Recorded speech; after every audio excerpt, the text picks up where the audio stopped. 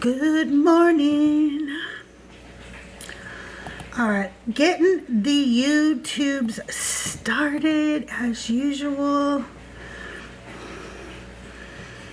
Can I do it today without ever screwing it up? I don't know. It would be a miracle if that happens, but I don't believe in miracles, so it's probably not going to happen.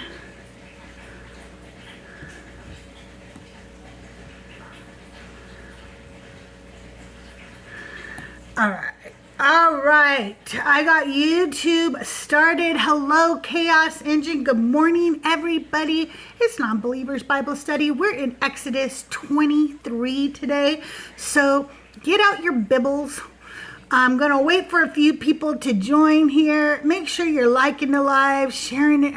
I can't seem to do anything. All right.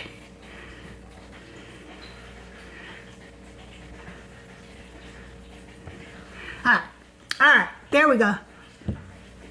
I'm eating some Hawaiian rolls.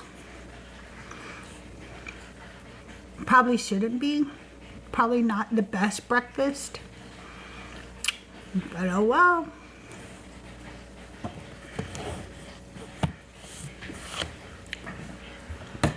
Exodus 23 this morning. Yes.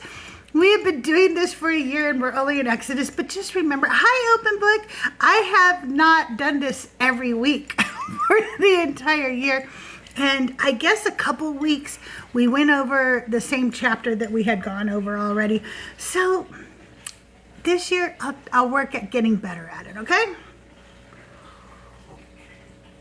If you're friendly and you want to come up and sit up here while we do Bible study this morning, just go ahead and put in your guest request and I will bring you on up. Hey, Cosmic Pickle, are you a friendly? Are you a Christian? You a non-believer? I'm a non-believer. Oh, okay. I have never met you before. Are you over 18? Yeah, I'm 29. All right. We're going to be going over Exodus 23 today. Just waiting for a few more people to join us. Hey, AK. Hello, my love. How are you? Good. How are you? I'm okay. I'm getting ready to make coffee. I just made some. A lot of people I don't know in the guest request this morning. I'm going to wait bringing more people I don't know up until some of my friendlies get here. I don't want to fill the panel up if a Rabbi Bert or Nick or somebody is showing up. But I'll bring you guys up if it doesn't fill up. So keep tapping the screen, sharing out the live, doing all the good things. My gift goal today is the heart puffs. If you have coins, send those up. Hey, Trevor, how are you?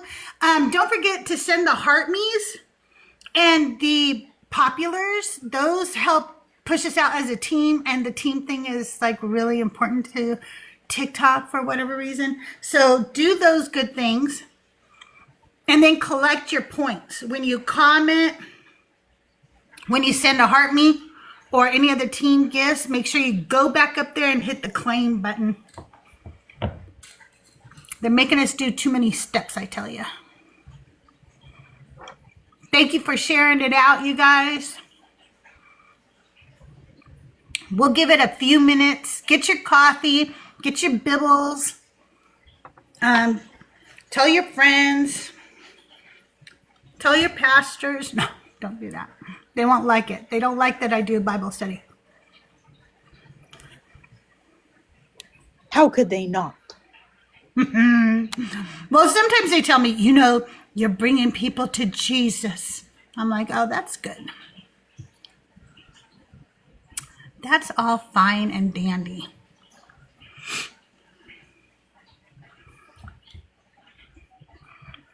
Where's JD and Tahir and Nick and Liz and Jesus? Praise Jesus, Trevor. Were you guys all here for the Decon Q&A with I Am His Pastor. Joel, Justin, Skits Loves God. It was hilarious. Crystal, I actually got to be heading on out, unfortunately, but I appreciate you giving me Oh, the okay. time. No Have a good one. problem. You too.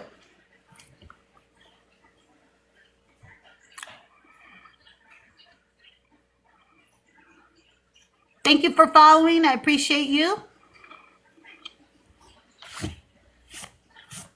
It always takes a little bit for people to wander in here. Oh, I don't think I shared it with Dagda. I know he's been going through some stuff, but he does usually like to join.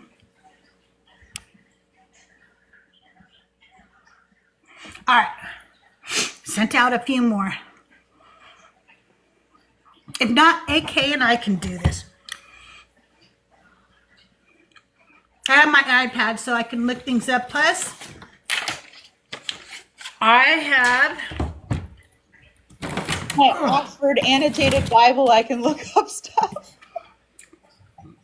I also have the Jewish Study Bible, so we can look up Jewish commentary as well.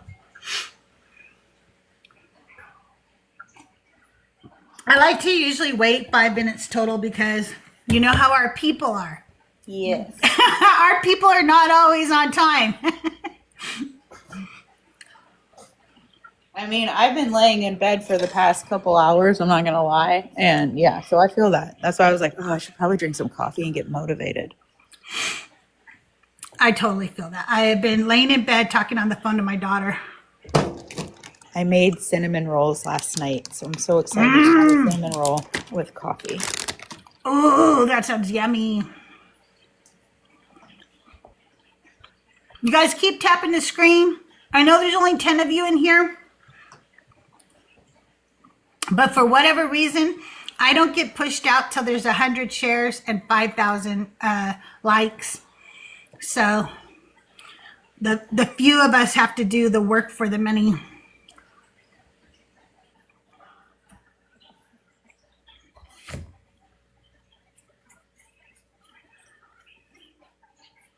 Let me see who's over on the tube this morning and say hi.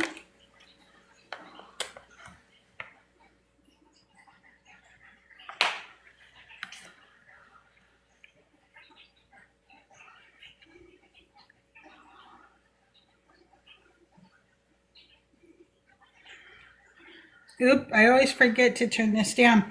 Hey, Kevin. How are you? Dr. Dirk McGurk, how are you this morning? Everybody over on YouTube. We're going to be in Exodus chapter 23 this morning. I will be reading from, hey, Dex, you want to come up? Open book, you can come up. Anybody, any of my friendlies want to come up, just request up. You can hang out with AK. There's Nick. There we go. And I don't know if Rabbi Bert will be making it this morning or not. Hi, everybody. How's it going? Okay, I'm going to bring up one person I don't know. We'll see. We'll see how this goes. How are you feeling, Nick? Like death shut me out. Oh, I'm Hey, so Pearson, sorry. are you a believer or a non-believer? Hello, yeah, I'm a believer. I can't hear you. Can you guys hear him? I'm a believer. Yeah, I can hear. AK, did you just say something? Yeah, I can hear her. Now I can't hear any of you. Oh, what the hell? My volume's all the way up. I'm here. We can hear you. I think I'm able to restart without like taking down the live. Let me see. Am I heard? Can anybody hear me? We I can can't, hear you. the host can't, because there's something wrong with the I don't host. see where you do it though. But I can't hear anybody suddenly. Uh-oh. Uh-oh. Somebody Okay. type to me because I can't hear you. So I guess it's our show now, no longer Crystal's show, so, you know, everybody can hear tap me. that screen for That's us. freaking good. Why did it all of a sudden take my sound away? Okay, you take over here. But wouldn't I hear, if my headphones were dead, I'd hear through my phone.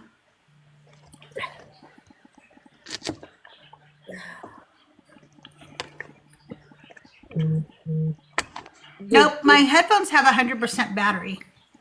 Try unplugging them and plugging them back in. All right. Did you check your Wi-Fi connection? Does anybody know how you restart now without actually leaving the app? Nope. I don't think it's my headphones. I think it's literally the app because nothing happened in my ear and I'm not hearing it through my phone either. Because chaos is fun. Hang on a second. Talk again, Nick. Hello. I can kind of hear you. Can somebody else talk? Yeah, I'm here too. Can you hear me? I can hear you. You guys are very quiet though. Let me. Maybe it is your headphones. Maybe like disconnect No, your I headphones. can't hear. Do you have a volume setting on the headphones? Oh, she can't hear us again.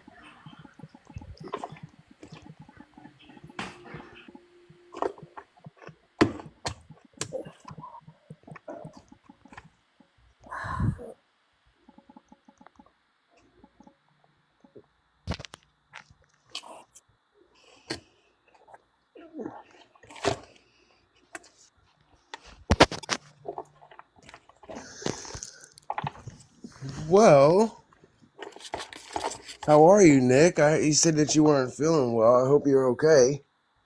Yeah, my plague rat sister decided to share her plague rat germs with me, so I've got like somewhere between a head cold and a flu. I'm not sure. My body hasn't decided which one yet. Okay, that works. I had to swipe out, go to YouTube, play something, restart, do all this stuff. But it worked. That's weird. Okay, Yeah, that was great. really weird. At least you didn't have to restart. Okay, so are we allowed to Pearson. like from the panel? Yeah. Hello. Yes, Hello. we can look in the panel. Are you a Christian or a non-believer, Pearson? Well, I'm a Christian. Oh, okay. This is a non-believer's Bible study, but thank you for coming up. Appreciate you. That's what I was trying to find out. Now we have another guest request from somebody I don't know. SDF1 Ram. Are you a Christian or a non-believer? Please answer in the chat.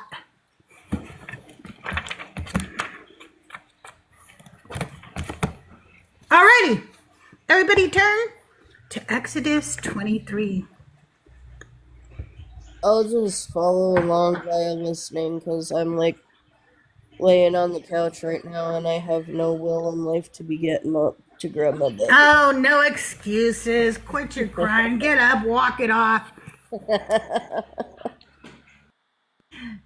Okay, that was weird. My screen changed to something. Did you see that? Or is it just me? No, I saw it. Yeah, I saw it too. I have TikTok my be Bible glitching. open though. Exodus 23. All right. Everybody ready? Let's begin. What I like to do is I read about a paragraph.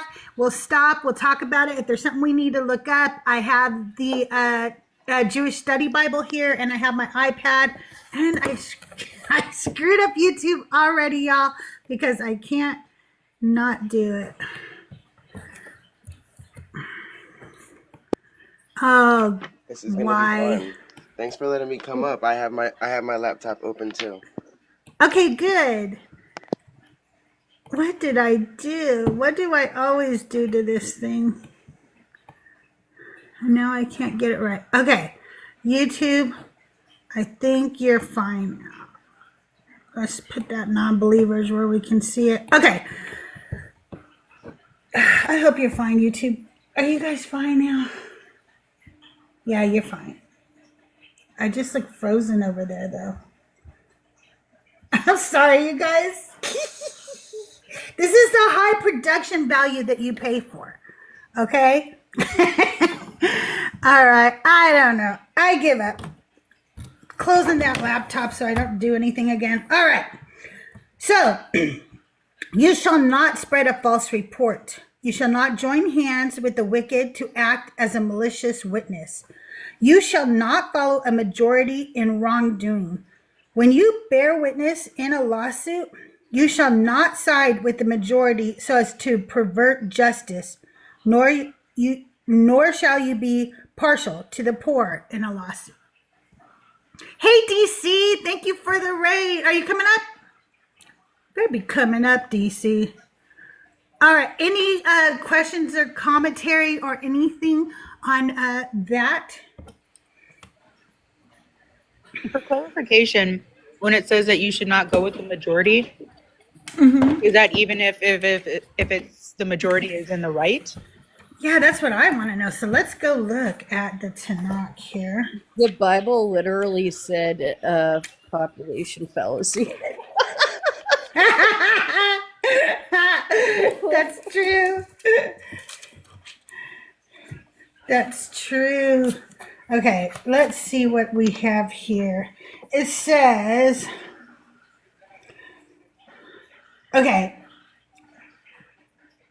so it says, verse 1, something 2013, but it's CF 2013. What would CF 2013 be? Anybody know? Then it says Leviticus 19:11 and 16, Deuteronomy 19:15 through 21, so as to pervert it in favor of the mighty. The ambiguity of the Hebrew permitted this to be construed as a separate positive command, meaning follow the majority in determining the law as a jurisprudential principle. This meant that in general, judicial rulings and legal questions are, the wording of this is weird, and legal questions are be decided not simply by invoking the literal interpretation of the Torah, nor by invoking new revelations, but by flexible interpretation, loose construction of the Torah based on the circumstances as determined by a majority of competent sages. This verse and Leviticus 19:15, this is verse 3, presume that the Bible's concern for the poor will be internalized and warn against taking it to an unjust extreme. It is wrong to favor the powerful in a trial and also wrong to favor the poor. What did you say that was? CF what? It says C, like a capital C and then a small f, and then it says 2013. So that would be quoting somebody. Oh, like one of the rabbis, like Rashi or somebody? Yeah, but I don't know who CF would be. Yeah, I don't know who CF is either, because the other things that it quotes is verses.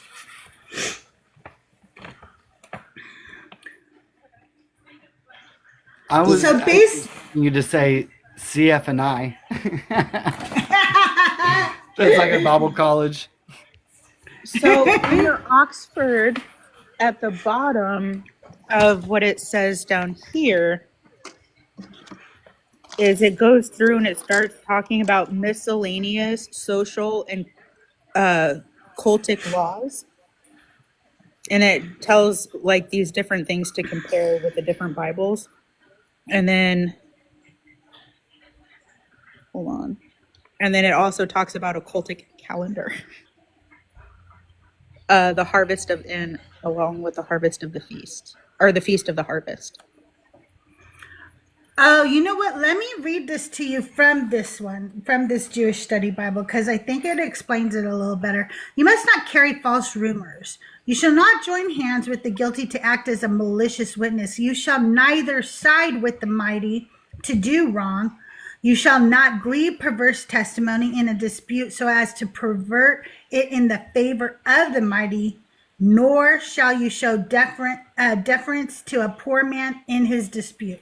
So in this Bible, it makes it pretty clear. They're trying to say, just don't pick favorites. Judge unbiasedly. So Charles Fox Burney is CF. He's a world-renowned scholar, and he teaches out of the Oxford University. Okay. So they're quoting something he must have written about. I believe it's talking about miscellaneous laws. It's because that's in the Oxford Annotated. It talks about at the top of it says miscellaneous laws, and then it says it goes into the sabbatical year, Sabbath, and festivals. And underneath, it talks about the laws of VV.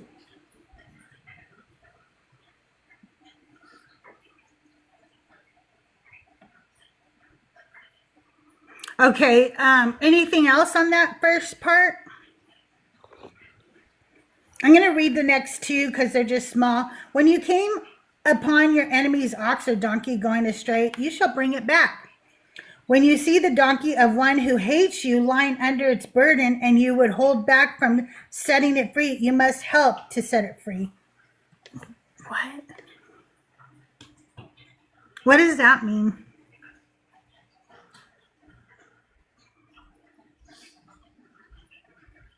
When you see the donkey Bible of one scholars who are hates silent. you, I know, lying under its burden, and you would hold back from setting it free, you must help to set it free. Let's check out the Torah. Let me go back to this. So that's verse 4 and 5. When a man lets his livestock loose to graze in another's land and so allows a field or a vineyard to be grazed bare, he must take restitution for the impairment. That's not the one. That's not the one. That's 22. Wait, are we in chapter 23? Yeah, we're in 23. I read the wrong verse. Okay. When you encounter your enemy's ox or ass wandering, you must take it back to him. When you see the ass of your enemy lying under its burden and would refrain from raising it, you must nevertheless raise it with him. So let's see. So if it's stuck, it sounds like you have to help unstuck it, even if it's your enemy. Yeah. And Yeah, like unstuck. basically, even in the book, in the Bible that I'm reading, it's a Christian Standard Bible, though, but it has some notes at the bottom, and it says that the Israelites, the Israelites were to deal honestly and fairly with all people. No one was to be treated with favoritism, not even the poor. No one was to be treated with injustice, not even an enemy's animal. Okay. That's so weird because I thought Jesus was the first person to say to do good things for your enemy. No, that's totally Oh yeah, wrong. they love to tell us that, don't they? That They do. Jesus was the first. He was revolutionary, DC, don't you know? Okay. Don't You know? shall you shall not pervert the justice due to your poor in their lawsuits. Keep far from a false charge, and do not kill the innocent and those in the right, for I will not acquit the guilty. You shall take no bribe, for a bribe blinds the officials and subverts the cause of those who are in the right. They really want Sounds you like to know. a plane. Yeah, they really want you to know to not falsely help out the poor. Okay, like they're really pushing that one. You know, don't favor them too much. Okay. But then there's scripture that says like that God does favor like the orphans and the I don't forget what that The scripture meek and the said. mild and Right. and all. He'll help them, but the bare minimum. Yeah, Right. But they're just yeah, don't let them be your favorites. Like, Yeah, exactly. The thing that I was thinking. Go ahead. I'm sorry. Go ahead. No, you go ahead. Oh, I was just thinking. It says, "Do not accept a bribe, for a bribe blinds those and twist the words of the innocent." It makes me think of the Qatar airplane gift that our nation's questioning if we can receive or not. Yeah. Hey, you guys, I have a little flash goal going on right now, and there are 36 of you in here. I need 6 more people to send me 1 single rose. Don't send me more. I can only take 1 from each person. It's just the way they do their flash goals. So if everybody who hasn't sent me a rose sent me 1 rose right now, we'd knock that out. I need 5 more now. So Send out those roses, just one each. Hey, Archbishop, how are you? Did you want to come up? We are in Exodus 23. Isn't promising heaven a reward of heaven, a bribe? Would Jesus have not been bribing his followers with the promise of heaven? Yeah, because I- the Mom always That talks was- about how your good deeds, you get a jewel. Every good deed that you do, you get a jewel in your crown in heaven, and that's something that our church preaches. Yeah. Yeah. The streets are pure gold. With Ted All Bundy. right. You only need 3 more roses. 3 more roses, you guys. Send up a rose. And let's try to get Crystal to 10,000 likes. There's 32 people in here. Let's tap it out real quick. All right, Some now say love. I was gonna sing that. You're in my head. I was like, I will. Yes, I was gonna sing that. Okay. Sabbatical year and Sabbath. Okay. For 6 years, you shall sow your land. I'm sorry, you'll hear some noise right now. My daughter's making a latte. Would anybody like a latte while she's at it? one. Thank you. Oh, So yes. Californian. Archbishop would like a latte, Jesse. I drink mine hot like the bowels of hell. And She that's said that'll be literally- $7. What is this? And that's how I Starbucks? literally order it is I would like my coffee hot like the bowels of hell. That's funny. I always walk in during October to my favorite Starbucks and go, I would like the basic bitch. And that is a pumpkin spice. Thank you. Okay. I thought that was the bob hairstyle. Or whatever that's called, the bob. That's the Karen look right there. Yes, California, Susan. We have to get together soon, Susan. I need to take you out to lunch or something. Okay, here we go. For 6 years you shall sow your land and gather in its field. But the 7th year you shall let it rest and life follow, so that the poor of your people may eat. And what they leave, the wild animals may eat. You shall do the same with your vineyard and with your olive orchard. So 6 years they sow. The 7th year, people can come in and get what food they need. Whatever is left behind for the animals to eat. But only on the 7th year. What'd you say? Yeah. Only on the 7th year. Yes, only on the 7th year. Otherwise, the poor people can go hungry. Fuck them. I'm thinking, how many people unalive from starvation between the 6 year spans? Are Yeah, they not even supposed to collect food for themselves on the 7th year? I think you were supposed to have stored it up already. Interesting. I feel like they were able to get it on the outside of the garden, Let's but I'd have to look more into that. Let's I feel like look. they were able to get like on the outside of the field, but as far as this, I guess it all goes to the poor. Crystal, are you reading from the KJV?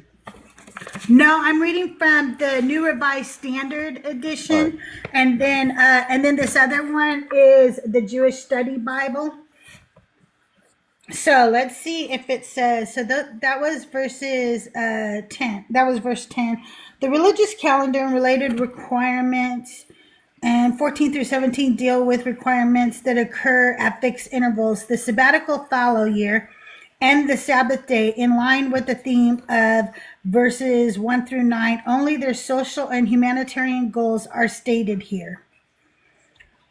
A Sabbath of the Lord, indicating their religious significance. According to Deuteronomy 15, 1 through 3, debts were also remitted in the 7th year, possibly because debts commonly came due at harvest time, when farmers realized their income and there would be no harvest in the 7th year. Nehemiah 10:32 mentions both fallow and debt cancellation in the 7th year.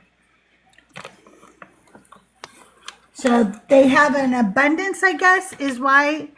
And so this is their way to give back to the community. Isn't it Is that interesting that they're talking about debts in the 7th year, and then like if you declare bankruptcy for like 7 years, you're Yeah, gosh. true.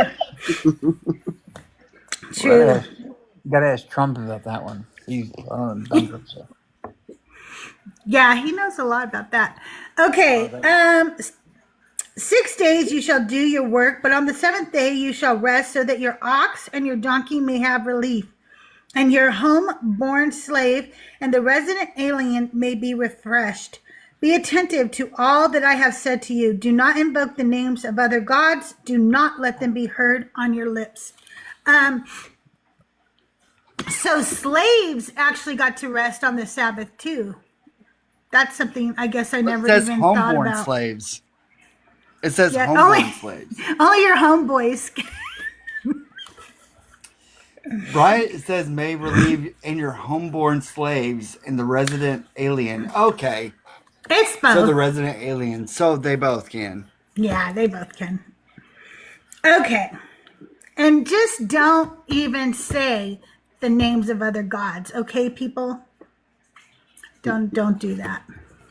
Let's not hear any talk about Baal or Zeus or any of those other gods. Okay, the annual festivals. 3 times in the year you shall hold a festival for me. You shall observe the festival of unleavened bread. As I commanded you, you shall eat unleavened bread for 7 days at the appointed time in the month of Abib, for in it you came out of Egypt, and I really hate yeast. No, it doesn't say that last part. You guys just let me say shit. And I really hate yeast. I literally Can you tell was me what verse reading. you're at, I was though? like, where did it say he didn't approve of yeast? Well, you just realize as you read the Old Testament that God just doesn't like yeast. It's just...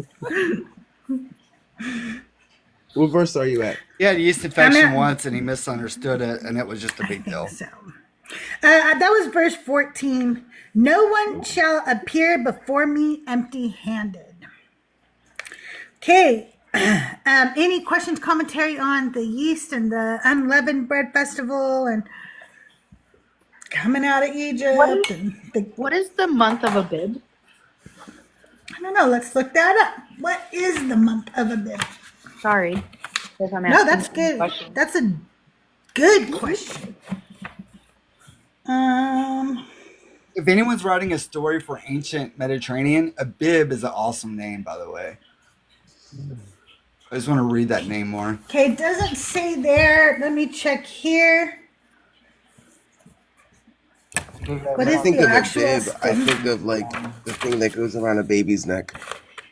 It's right. It's the month of Hold Nisan, on. apparently. Verse 16, it says in the Oxford Annotated, in the little thing at the bottom, it says, the Feast of Harvest, i.e., the Feast of Weeks, or Pentecost, see Leviticus 23:15 through 21, which was celebrated at the time of the wheat harvest in June.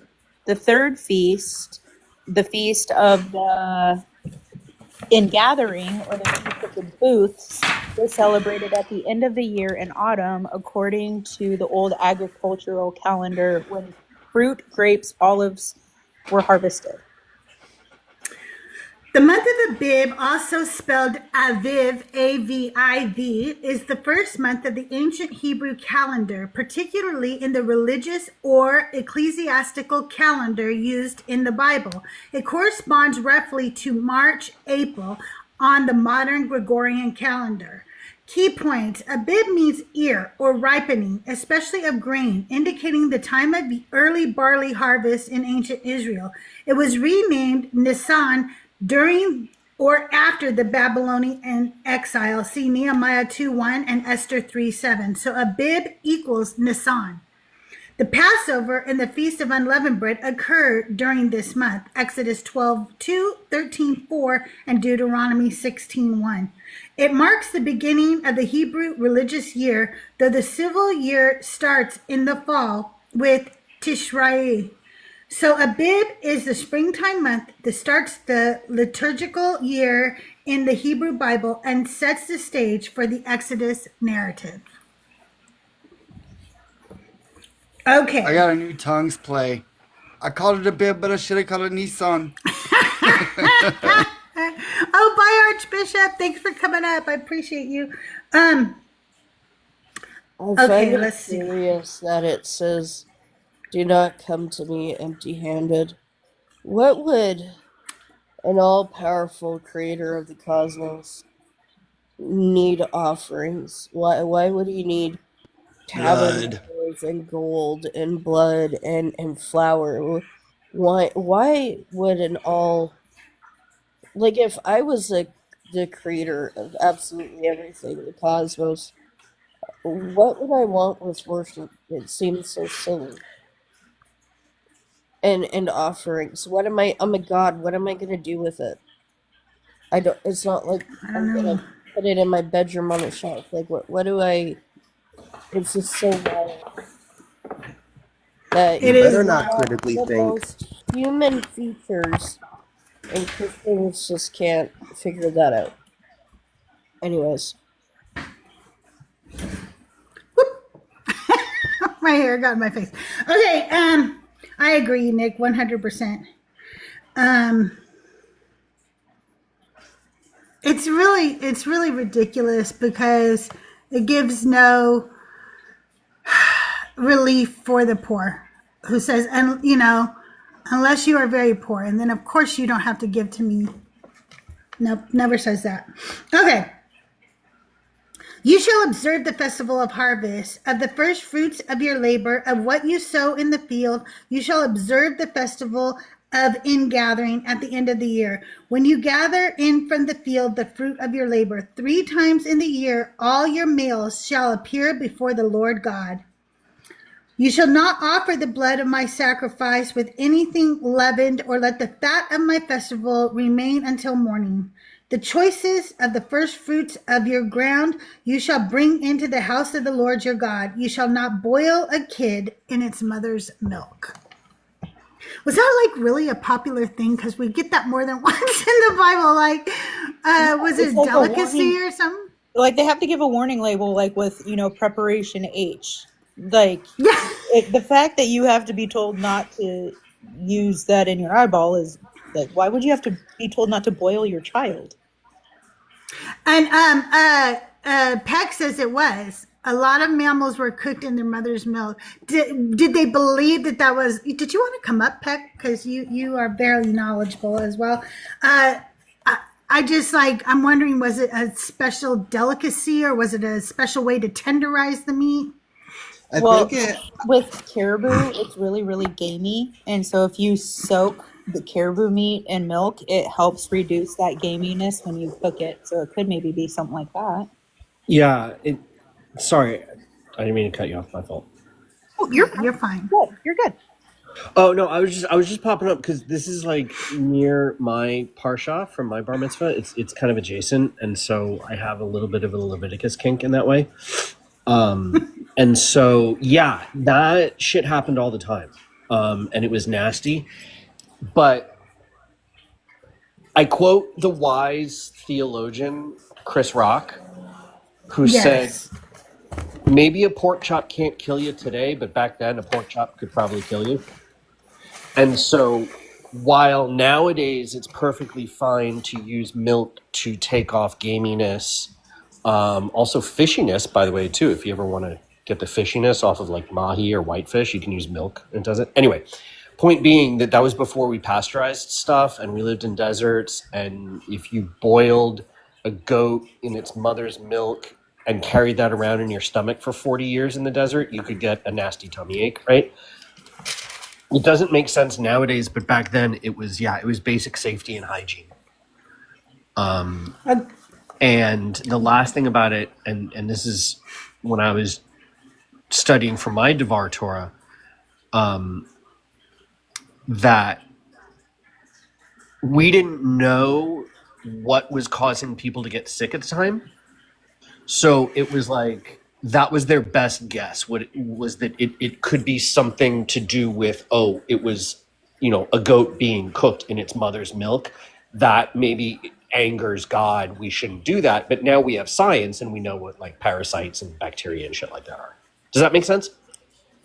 Yeah, absolutely. And let me And if you read. learn anything, it is that you can wash fish with milk to take the fishiness away. Yeah, I did. I learned that. Thank you. You can I do that with appreciate it. shellfish too. Like crab, if crab is too fishy, you can do that with No, shellfish. Because my I dad would perhaps not. never. I would not unless you're making a Connecticut pizza. But the Yeah. whole thing about shellfish, because someone in the chat said shellfish, the thing about shellfish is not so much that it's that they're bottom feeders. And so when we were learning about cleanliness, like our good friend Rabbi Hanna says, when Europeans were learning how to wash their ass, when we were still learning about hygiene and cleanliness, it was like, oh, this stuff is eating crud off the bottom. We just learned that's dirty. Maybe don't eat that. And later on, now we know, hey, cook things. Yay. And like put it in hot garlic butter. Yay. But just Yay. then we didn't know about garlic butter and cooking and stuff. Yeah, that's too bad. It's so interesting too that when he's talking about like the bottom feeders, because my sister is a Messianic Jew and she refuses, they won't eat shellfish or anything like that, but they can eat halibut, which is a bottom feeder. Well, I mean, if she's a messy, well, then Yeah, they make their rules up anyway. Yep, very but true. no, someone in the chat asked about pork too. And so here's the thing about that is that it's the same energy, because if you go through Leviticus, the laws of kashrut say, I don't know why I just overpronounced that. I'm sorry. The laws of kashrut, when you go through Leviticus, it's really specific about land animals, that it has to have 4 legs, a true cloven hoof, and chew the cud. And again, that was when we were just learning about hygiene and had figured, okay, this animal processes what's in its stomach. It must be a lot cleaner. And here's this pig that just eats whatever and isn't really doing any digestive health. It seems logically like this one over here is cleaner. You know what I'm saying? Yeah. So that's where, man, not necessarily whether or not you've had my bacon wrapped grilled scallops. You know what I'm saying? Yeah, absolutely. It's to me, it's kind of an eye on the ball situation. Now, are there other Jews who are like, no, this makes me feel closer to Hashem because I'm following the law? Absolutely. And that's their journey. But in the more contemporary secular sects, that's the thinking is, why should I have to inconvenience myself for an antiquated rule that doesn't apply anymore? That seems extraneous. Does that make sense? Yeah, absolutely. Absolutely. I'll read the notes from the Jewish Study Bible too. Leavened bread was forbidden with most sacrifices, and several types of sacrifice must be consumed before morning. But 12a10 apply both rules to the Pesach sacrifice in particular, as does 34.25b to the second rule.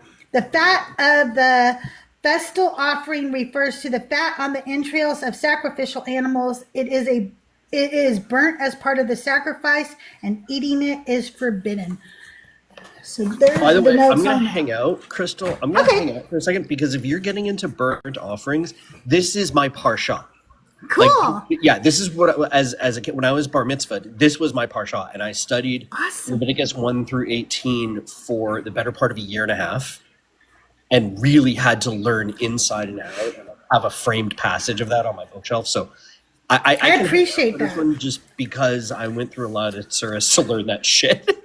Yeah, I appreciate that. Really, I really do. Okay. The choices of first fruits of your ground you shall bring into the house of the Lord your God. You shall not boil a kid in its mother milk. I think I read that. So let's go on. The conquest of Canaan promised. I am going to send an angel in front of you to guard you on the way to bring you to the place that I have prepared. Be attentive to him and listen to his voice. Do not rebel against him, for he will not pardon your transgressions, for my name is in him. But if you listen attentively to his voice and do all that I say, then I will be an enemy to your enemies and a foe to your foes. So I think that's pretty self-explanatory. Any questions or commentary on that? He's That is sending how the we angel. turn God away from Trump.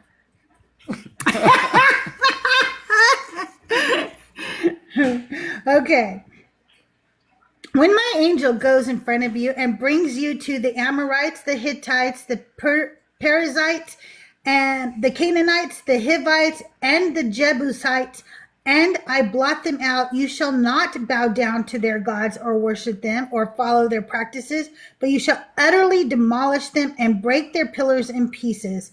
You shall worship the Lord your God, and I will bless your bread and your water, and I will take sickness away from among you.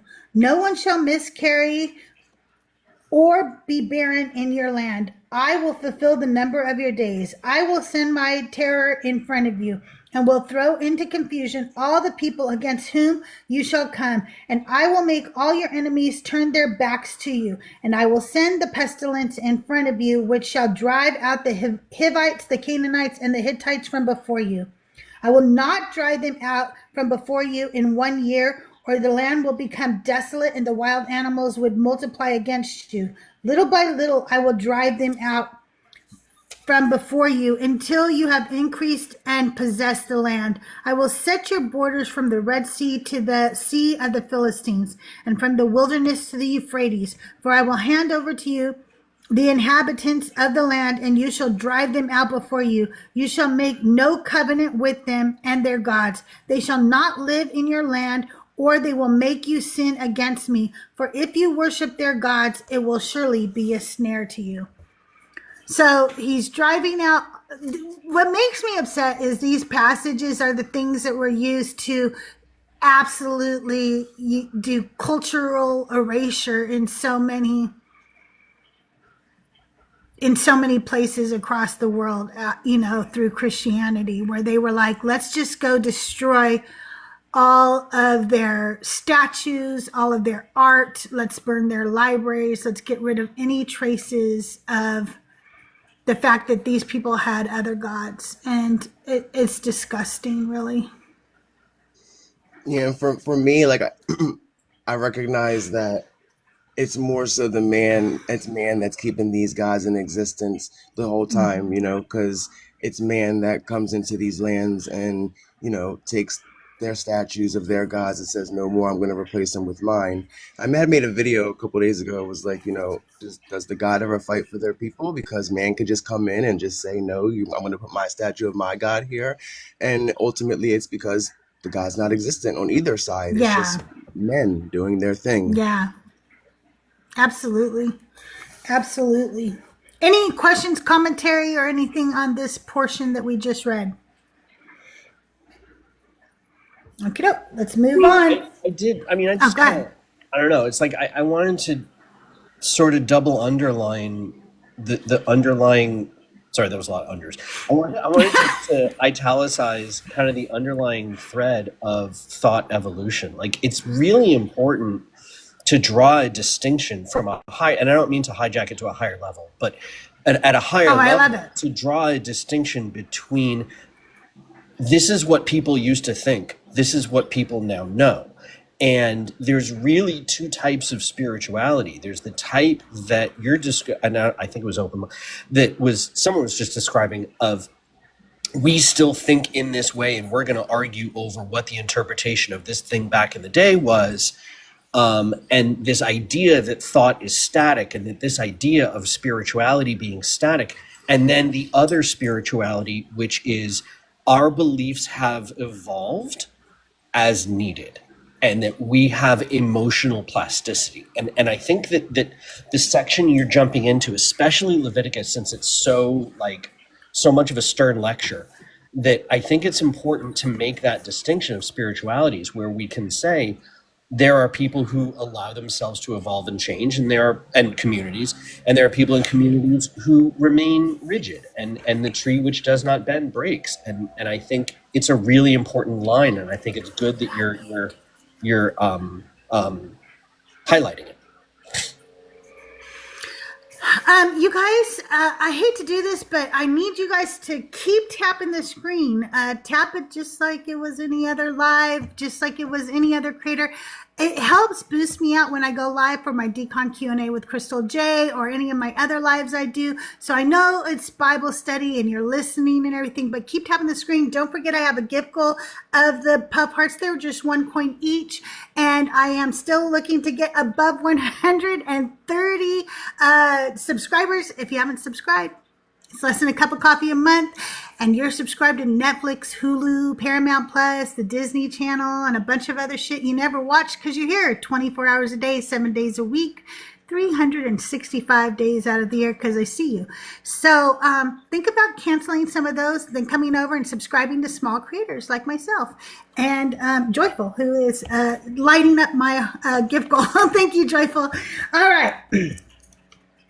Chapter 24. Yeah. I'm sorry. No, When we're talking you're about fine. iconoclasm.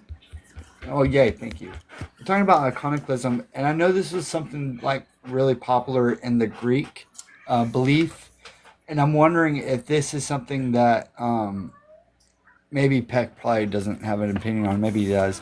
But do you have an opinion on if this is like something that was... Was this something that was adopted primarily from the Greeks, or is this like a Hellenistic belief, the iconoclasm, destroying the symbolisms and statues or whatever, or is it something that's just ancient Mediterranean normal at the time? Do you know?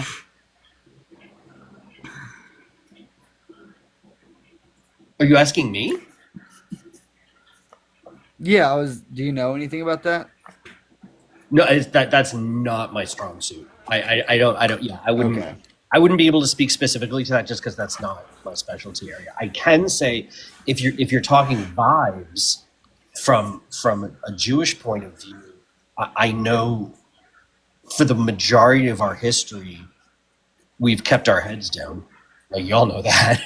Yeah. And so I know that vibes wise, generally that's another one of those historical situations where you can look at it and we just got the fuck out of the way and we just went to the deli. Okay, just to clarify something for chat, I'm not reading from the King James Version of the Bible. I'm reading the New Revised Standard Edition, which is one of the closest translations to the Qumran text. I also am referring to the Jewish Study Bible with the Tanakh translation. So we're not using the King James at all. If you have the King James, that's fine, but I'm not using it. Okay. It is not fine. Do not tell them that, Crystal. Yeah. Well, Let's not advocate. it's not fine, but I mean, at the same time, I'm like, I don't care. I'm not gonna... I'm all about lifting up queer authors, but like King James, I don't know.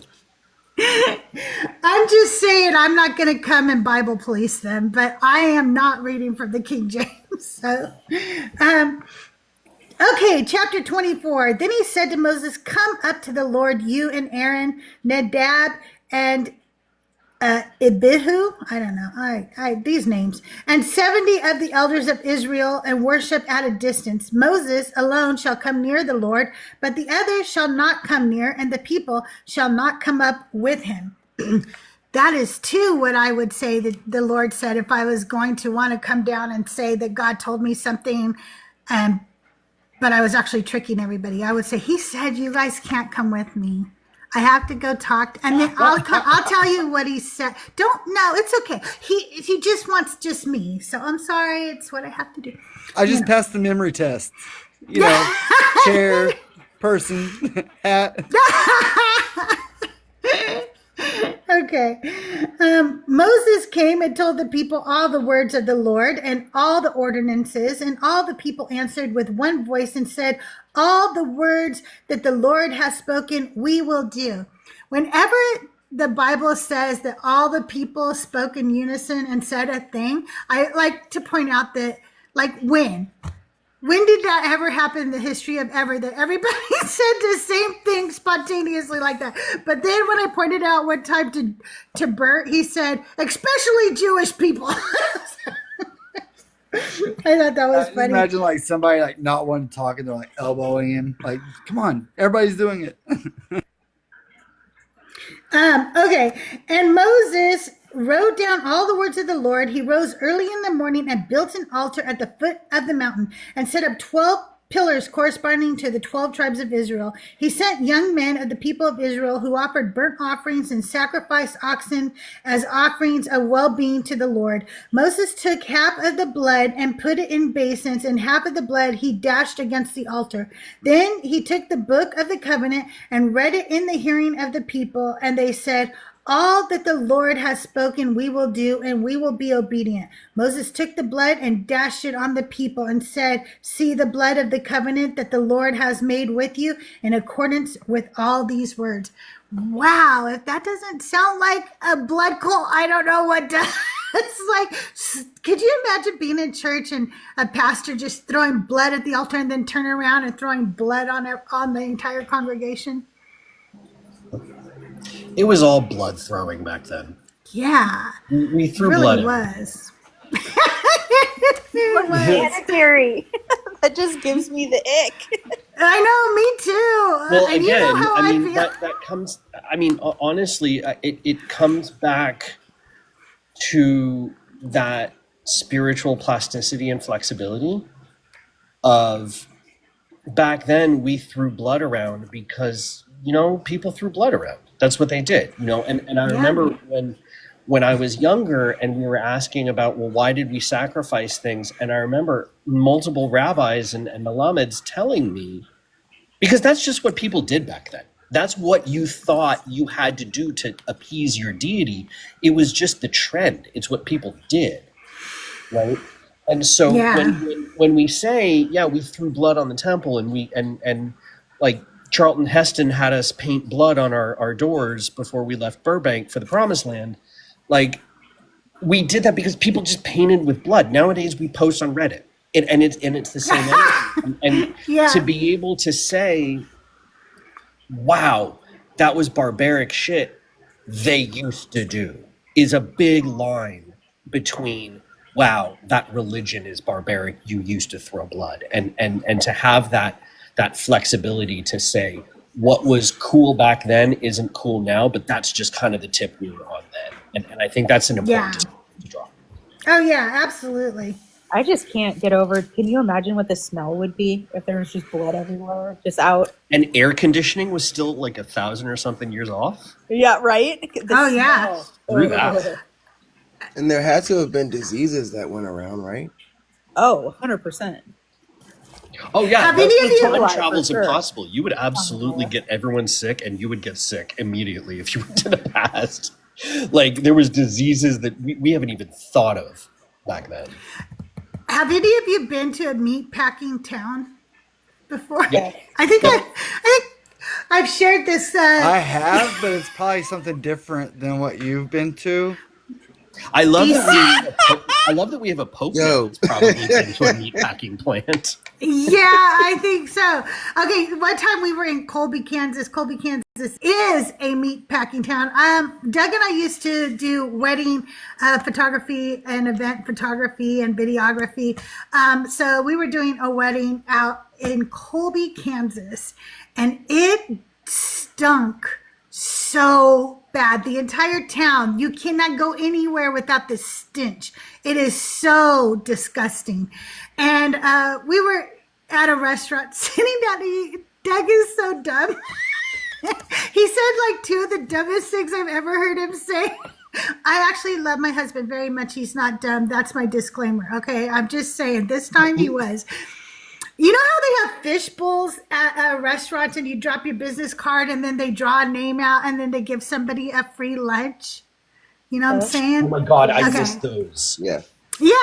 Oh. So Doug, I miss having Doug business goes, cards too. that's what Doug said. He goes, you know what I'm going to do when we get rich? And I'm like, what? And he goes, I'm going to just go print up like 1 million of those business cards. And then whenever there's a fishbowl, I'm just going to put my name in it. So I just win lunches all over the place and everything. And I go, you really need to aim higher. You do realize we could go get business cards made right now. We can afford that. Okay. You don't have to wait till we're rich to get business cards. And he was like, shut up. So then we're sitting there. Now remember, Colby, Kansas is He was planning for your retirement. Yeah, I get with free lunches. That's our retirement. Okay, we get free lunches from restaurants. But so if you're in a meat packing town, there are lots of ranch hands and cowboys, like lots of them, and they're big and they're strong, and they're in the restaurant with us that we're sitting in at this very moment in time. No, but wait, And go for- back to the big, strong cowboys. Did they have like tattoos and beards? Yeah, some of them did. They Really? they did indeed. Are they single? I'm sure some of them were. Can you And slip them my number? if I'm ever in Colby, Kansas again, Oh, heck, I will do Just that need for to make you. a I business will. card Could and they she'll just put them all over toss the me over car their for you. shoulder? Yeah, no, I'll hand out business card. You need business cards. Could they just toss me into their That's saddlebag and hilarious. take me off to I think break they my could. back? So we're sitting there, and my husband says, as loud as humanly possible in the middle of this restaurant with cowboys and ranch hounds completely surrounding us, who would ever move to Colby, Kansas? And I'm like, Well, shit. we're in Colby, Kansas, honey. And he goes, oh shit. Like, for whatever reason, his brain just like forgot that we were literally still sitting in that town while he said that. And I just kind of shrunk down in my chair and was like, hopefully nobody comes over and kicks your ass right now for making fun of Colby, Kansas. But yeah, don't go to Colby, Kansas. Meat packing plants are pretty nasty, but I grew up commercial fishing in Alaska. So fisheries, the canneries and the fisheries, oh, the smell there, it's unlike any seafood. Yeah, that would be pretty stinky the too. great Paper the mill great Mark stink. Twain, who once said, "Anyone who loves sausage and respects the law should never watch either one of them being made." That is a really good quote. And on that note, I am stepping away because it is my Okay, lunchtime. Thank you for letting me darken your doorstep for coming and up. I engage my appreciate Leviticus you. kink. And we'll Thank catch you guys later on. All right, thanks for coming up, you guys. Make sure you're following Peck. He's amazing. We don't kink shame here. Mm-mm. We encourage No. kink. Yeah, that's for This is sure. sexist, by the way. Yeah, but he was talking about how how it had a lot to do with the Leviticus laws that he studied and stuff. So, That's right, the that's same right, kind that's of stuff. Okay. The blood of the covenant. Then he said to Moses, come up to the Lord, you and, oh, I already read that. Moses came and told the people, although I already read that. All right, see the blood. Okay, all right, here we are. On the mountain with God. Then Moses and Aaron, Nadab and Abihu, and 70 of the elders of Israel went up, and they saw the God of Israel. Under his feet there was something like a pavement of sapphire stone, like the very heaven for clearness. God did not lay his hand on the chief men of the people of Israel. Also, they beheld God, and they ate and drank. I thought nobody saw God. I was about to This say. is such a weird verse. That is. It is. I have so many questions. 'Cause What of the hell? A pavement of sapphire stone, like like the very heaven for clearness. What is the very heaven for clearness? Like, I know. Yeah. Let me read it in the Torah, okay? Then Moses and Aaron, Nadab and Abihu, and 70 elders of Israel ascended, and they saw the God of Israel. Under his feet there was the likeness of a pavement of sapphire, like the very sky for purity. Yet he did not raise his hand against the leaders of the Israelites. They beheld God, and they ate and drank. And then in my comments it says, for this unique occasion, the people's leaders and representatives are granted a visual experience of God.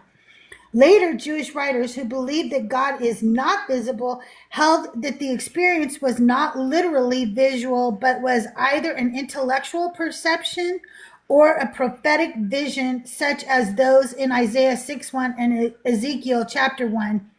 The Bible does not deny that God is visible, but the text is reticent about describing him by focusing on what was under his feet. It seems to suggest that the leaders did not see God directly, but from below, through a transparent sapphire, or rather lapis lazuli, colored pavement.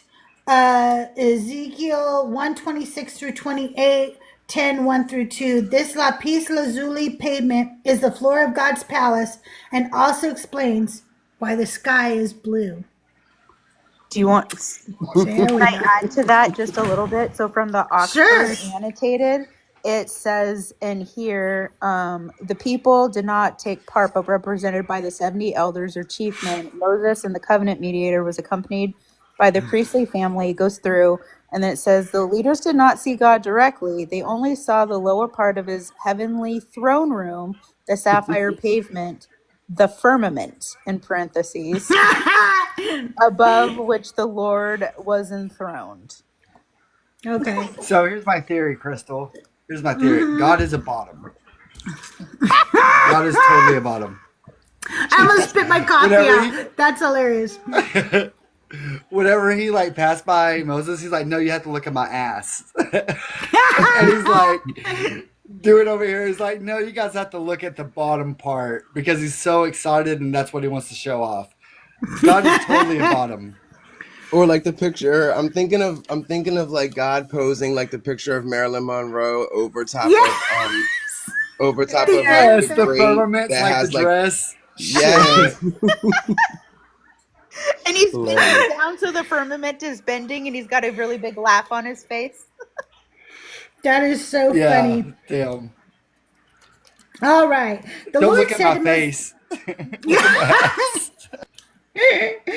The Lord said to Moses, well, I do know for a fact that they went commando all the time because the way they have to do the altar or whatever, they're like, you have to be careful so nobody sees under your robe. And I asked Bert one time, like, you know, so are we saying they went commando? And he was like, yeah, they totally went commando. So they always had their robes flopping open. So I'm sure God did too. It was. So, okay, That's what he so wanted. since we're not going to talk about this any longer, there is a book called The Anatomy of God by Francesca, I can't pronounce her last name. Yeah, I never can either. Strakabalopata. Yeah, that one. Yeah. I've listened to the book. I got to listen to it again. But they actually have measurements for God's thing. Oh They do. my No, God. is he packing? Oh, yeah. Let's just say his train fills the temple. Ugh. Yeah, I never read that book, but I've listened to I've listened to it on YouTube. That was actually I would say that probably was the start of my deconstruction, but I didn't realize it because I had went on to still live as a Christian for probably another year, but I was questioning so much after listening to that. Can you type the name of it in the chat so I can screenshot it? Yes, give me a second. Thank you. Hi, Pax. Hello, handsome.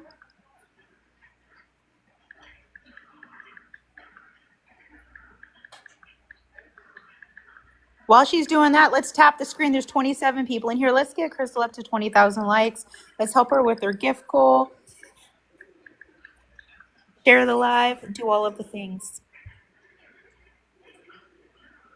There you go. I don't know if you can see it or not. I got That's it. what it is. God and Anatomy by Francesca Stavrakopoulou. Stavrakopoulou. Something like that, yeah.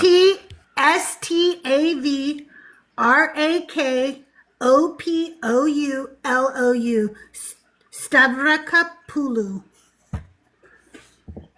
Okay.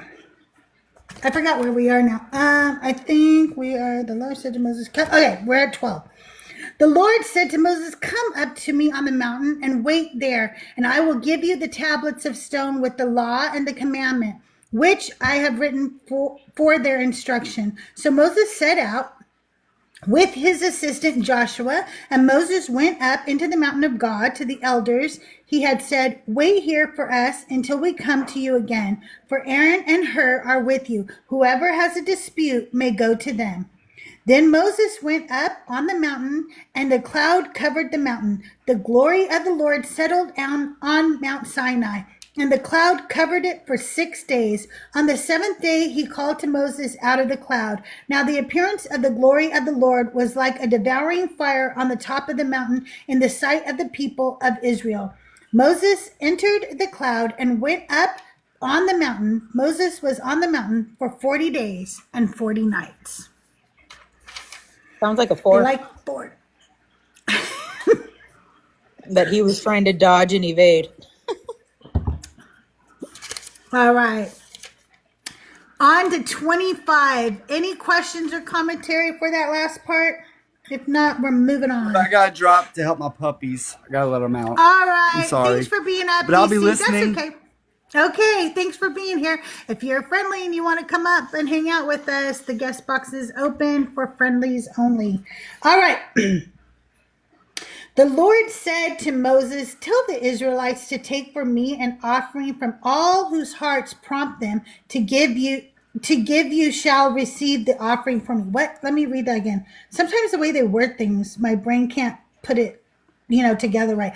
From all whose hearts prompt them to give, you shall receive the offering for me. This is the offering that you shall receive from them: gold, silver, and bronze, blue, purple, and crimson yarns and fine linen, goat's hair, tanned ram skins, fine leather, acacia wood, oil for the lamps, spices for the anointing oil and for the fragrant incense, onyx stones and gems to be set in the ephod and for the breastpiece, and have them make me a sanctuary so that I may dwell among them, in accordance with all that I show you concerning the pattern of the tabernacle and all its furniture, so you shall make. Okay, everyone, I haven't been highlighting in this. Hey, Benny boy, what's up?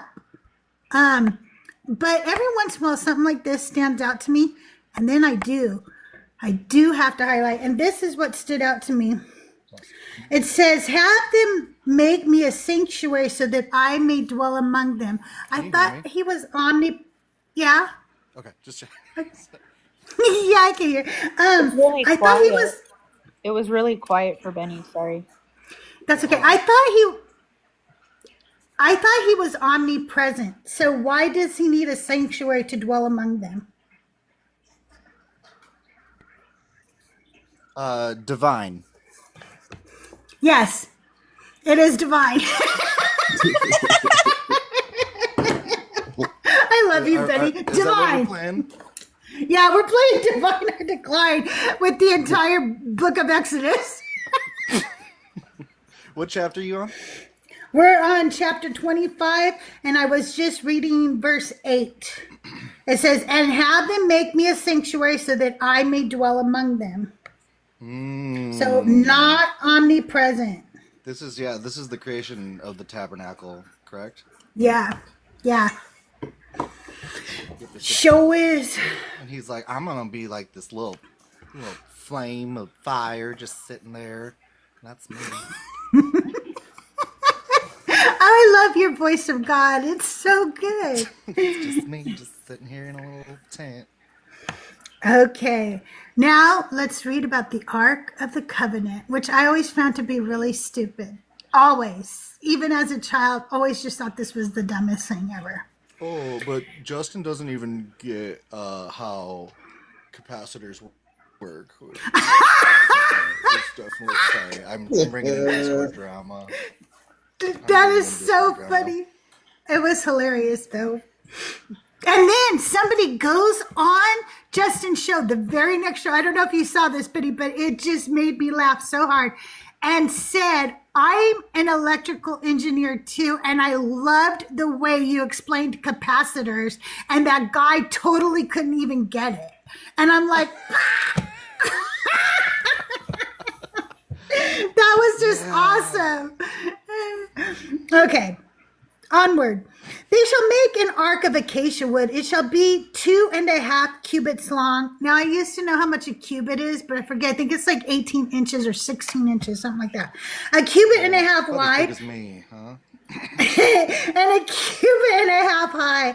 You shall overlay it with pure gold. Inside and outside you shall overlay it. And you shall make a molding of gold upon it all around. You shall cast 4 rings of gold for it and put them on its 4 feet. 2 rings on the one side of it and 2 rings on the other side. You shall make poles of acacia wood and overlay them with gold. And you shall put the poles into the rings on the sides of the ark, by which to carry the ark. The poles shall remain in the rings of the ark. They shall not be taken from it. You shall put into the ark of the covenant that I shall give you. So the giving very distinct, measurements and shit for the ark, acacia wood and gold. The Oxford Annotated says the dimensions are approximately 45 by 27 by 27 inches. Okay, hold on. Do you know how much that would weigh? Oh, 2.5 cubit long. Okay, so yeah, that is like 45 inch. Okay. Well, a few men carry it, right? Like it's not just 2 guys or something. I think a couple of guys carry it. But gold Almost Yeah, like cubit Paul. is 18 inches.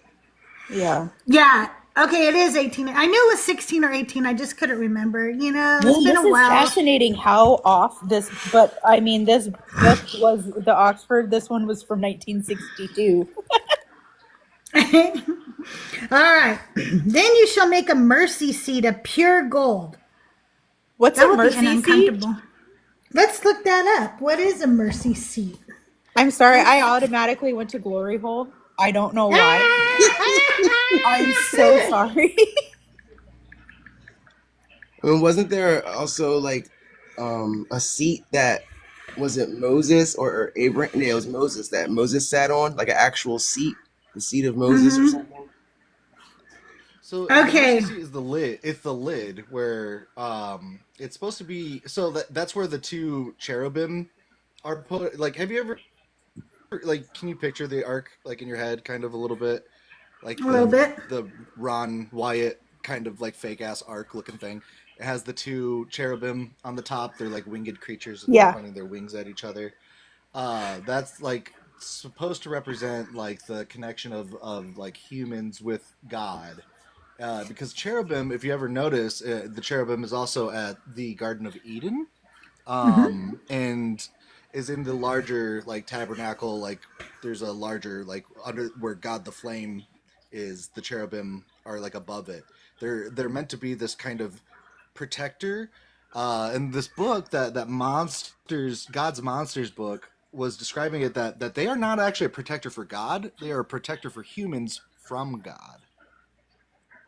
Because God is All right. poison. And here's what I found. In the Bible, the mercy seat, as Benny said, is the gold cover on top of the Ark of Covenant and holds deep symbolic meaning. Hebrew word kapore, K-A-P-P-O-R-E-T, kaporet or kaporet or whatever. Hang on one second. We have a guest request. Who is it? Hey, Lando. Come on up.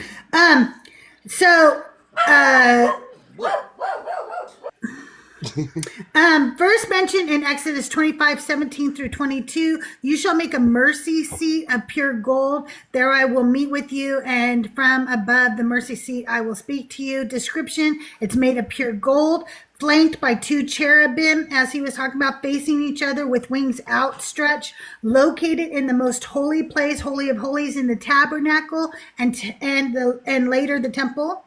It was the place where God's presence appeared, the divine throne on earth.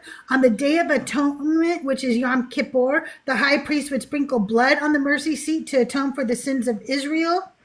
It represents God's throne of grace and mercy rather than judgment, seen by many Christians as foreshadowing of Jesus' atonement, referencing passages like Romans 3:25, whom God displayed publicly as a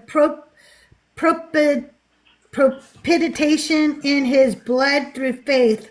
Propitiation in Greek can mean mercy seat. In short, the mercy seat is where divine mercy and human repentance met, a powerful symbol of atonement and divine presence. All right. So apparently it was like there's some cool pictures of it, on the Wikipedia. Let me see if I can I can't do it. Okay. I was gonna try and show some pictures, but if you look up mercy seat on Wikipedia, there's little illustrations of like he's like a ball of, like God would be this ball of light that you would piss blood into and then say I'm sorry and he'd be like it's okay. That sounds like you're passing a kidney stone.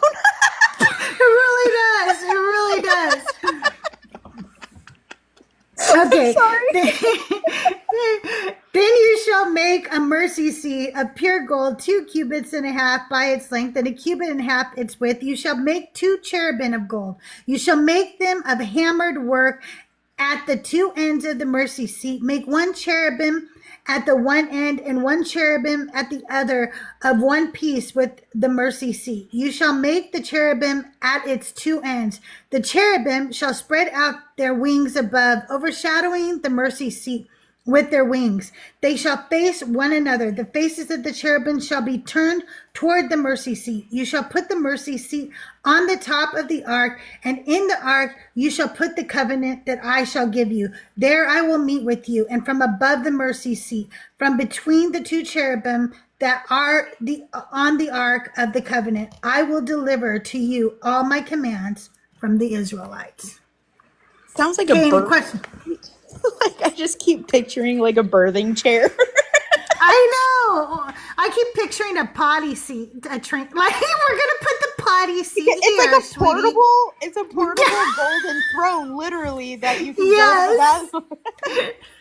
You're not wrong. Yeah. Maybe they're Okay. carrying. Maybe that's what's placed inside is God's fecal matter. Maybe. It would be holy, right? Okay.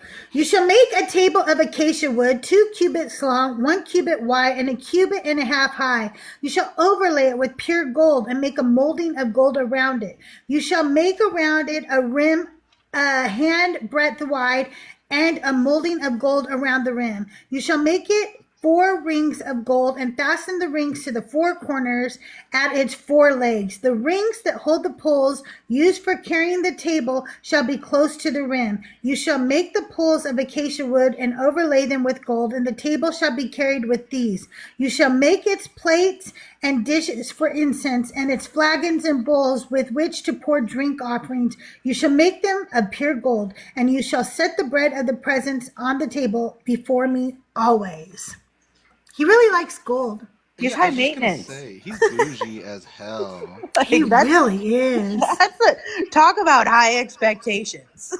Yeah, Unattainable. it's like Donald Trump. And you shall paint the bottom red like Louis Vuitton shoes, okay? Oh yeah, and it I has need to be some red this. bottoms. You better get some Hermes. You need, That's right. Tiffany, only Tiffany glassware, please. Absolutely. Definitely Okay. the god of capitalism. Crystals, Swarovski crystals. Yeah, Swarovski crystals inlaid.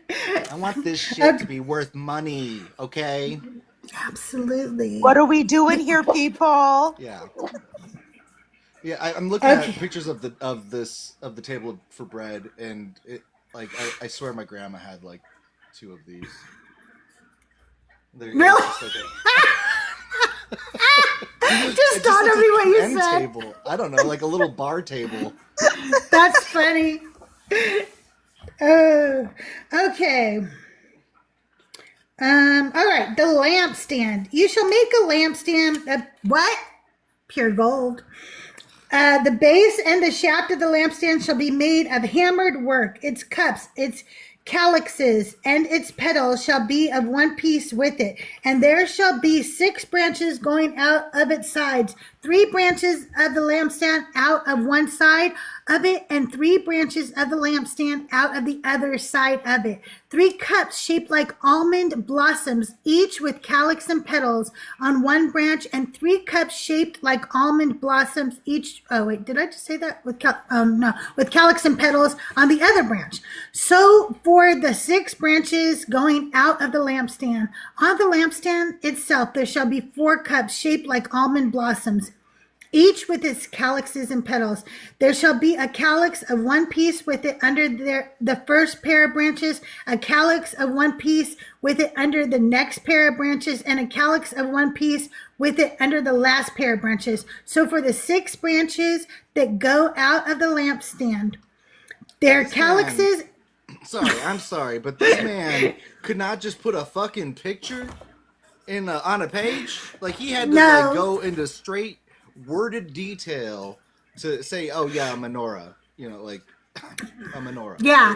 Their calyxes and their branches shall be of one piece with it, the whole of it one hammered piece of pure gold. You shall make the 7 lamps for it, and the lamps shall be set up so as to give light on the space in front of it. Its snuffers and trays shall be of pure gold, and all these utensils shall be made from a talent of pure gold, and see that you make them according to the pattern for them, which is being shown you on the mountain.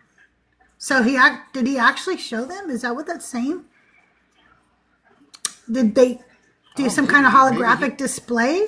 Maybe he did like show him in like the burning bush smoke. Hold on, He came with oh my god, hold on a second. Elixirs and schematics. Sorry. I just 420'd. I apologize. I wish I did. It's too early for me. Mm-mm. All day, every day. I could hang with Snoop easily. I could if he hadn't, went and helped old Donnie out. I know. That's so weird. We stand with 50 Cent. For real.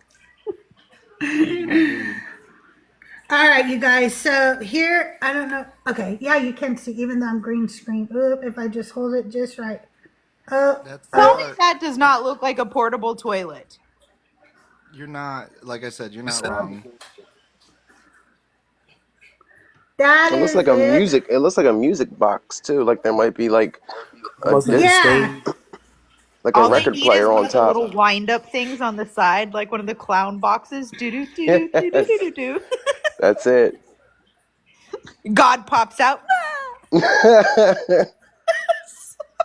Again, like I mean, I feel like you're really describing it still. But instead of like winding it up, you got to like slaughter a goat. Yeah, the blood has to get up to a certain amount to release the lever. And then it starts playing. Spackle it with some blood. You guys don't stop tapping. I need you guys to, like, I've been at live for an hour and a half now. Let's get those likes up. I should be well over 20,000 by now. I see you tapping for everybody. Tap for me too, okay? All right. Where did we end up with this thing? Oh, we just got done with all the calyxes. Okay. So now on to the tabernacle. We'll probably finish up with chapter 26 for today. I have a lot of shows coming up, so I've got to kind of prepare things for those shows. I have Solo Vino on Friday, and then I don't remember Saturday, and then I have like Leaving Faith. So I've got 3 shows, Friday, Saturday, and Sunday coming up. Okay. Busy. I know. I love it. Okay. Moreover, you shall make the tabernacle with 10 curtains of fine twisted linen and blue, purple, and crimson yarns. You shall make them with cherubim skillfully worked into them. The length of each curtain shall be 28 cubits, and the width of each curtain 4 cubits. All the curtains shall be of the same size. 5 curtains shall be joined to one another, and the other 5 curtains shall be joined to one another. You shall make loops of blue on the edge of the outermost curtain in the first set, and likewise you shall make loops on the edge of the outermost curtain on the second set. You shall make 50 loops on the one curtain, and you shall make 50 loops on the edge of the curtain that is in the second set. The loops shall be opposite one another. You shall make 50 clasps of gold, and join the curtains to one another with the clasps, so that the tabernacle may be one whole. Okay, let's see if there's anything special about this in the Tanakh. I just want to know, because that just sounds like a whole bunch of ridiculousness. Oh, I have actually Uh, can you guys see that picture? Oh, cool. Little Sorry. schematic. Yeah. Something about I so the called curtain- it. God was going to show up with schematics. I have this thing Eventually. like comment. It's like a commentation. Like I don't even know. There's a number of commentations on this eSword software that I use. This one's called Biblical Illustrator, and it's like the curtains of the tabernacle are so that the glory of God is hidden to all who stand outside Jesus Christ. Man cannot surprise God and penetrate his secrets. That in Christ, the glory of God, it's just all like somehow this is relating back to Jesus. Because I think in Matthew, at least, one of the books, the Gospels, they talk about like the tearing of the curtain. But again, like people putting the New Testament before the Old. I do not know why. I really cannot wait to get a computer, Benny. I cannot ever get this YouTube right. Every time I try. You know what I would do if I were you? I would just make it. Well, oh wait, no. Why is it? No, not? I'm Oh, just 'cause going to get a you didn't hit go computer. live. I'm just going to get it. Nope, I did. But for some reason, TikTok ended me on the PC, and I didn't know it this whole time. But we weren't ended, so I don't know why it stopped broadcasting on the PC. Okay. There are Anyway. you could technically like bring it up on your iPad, and then actually I don't know if you need a Mac to do that. So what I do to like cast Mezzo, and it casts very very clearly, is I hook my little iPad Mini, what I'm actually talking to you through right now. I hook that up to my little MacBook, and I just like cast my screen of my iPad Mini instead of like a browser, because it fits How do I? better. I don't even know how to do that. You just like hook it up with a USB-C cable, and then you would hit add source, video source, and it would say iPad. Oh, okay. And that's it. I'll try that sometime. But I just want a computer. I don't want to. I want to go through OBS and not have to deal with all this. God, it's so much bullshit to just try to stream. I hate it. Just save, Okay. just save up a little bit and a little bit here and there. I don't know if Dr. Josh Bowen is still here, but if you are and you want to come up, we are in Exodus chapter 26 this morning. And so what I was going to read is what it says in my Jewish study Bible about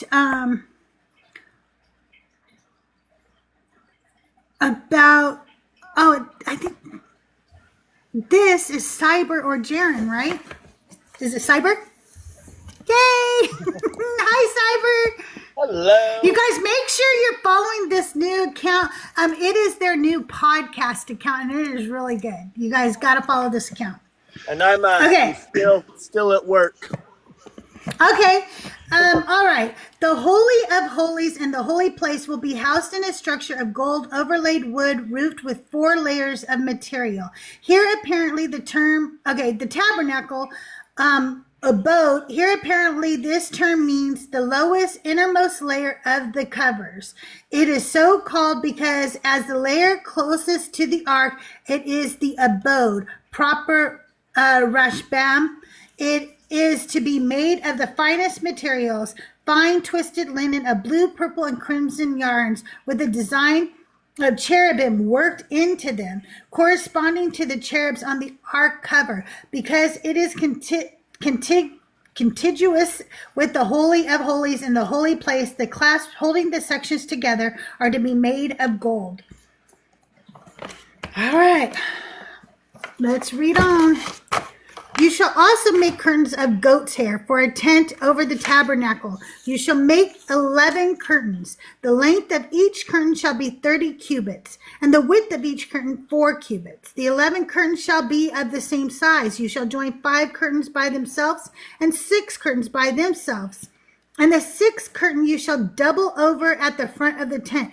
You shall make 50 loops on the edge of the curtain that is outmost in one set, and 50 loops on the edge of the curtain that is outmost on the second set.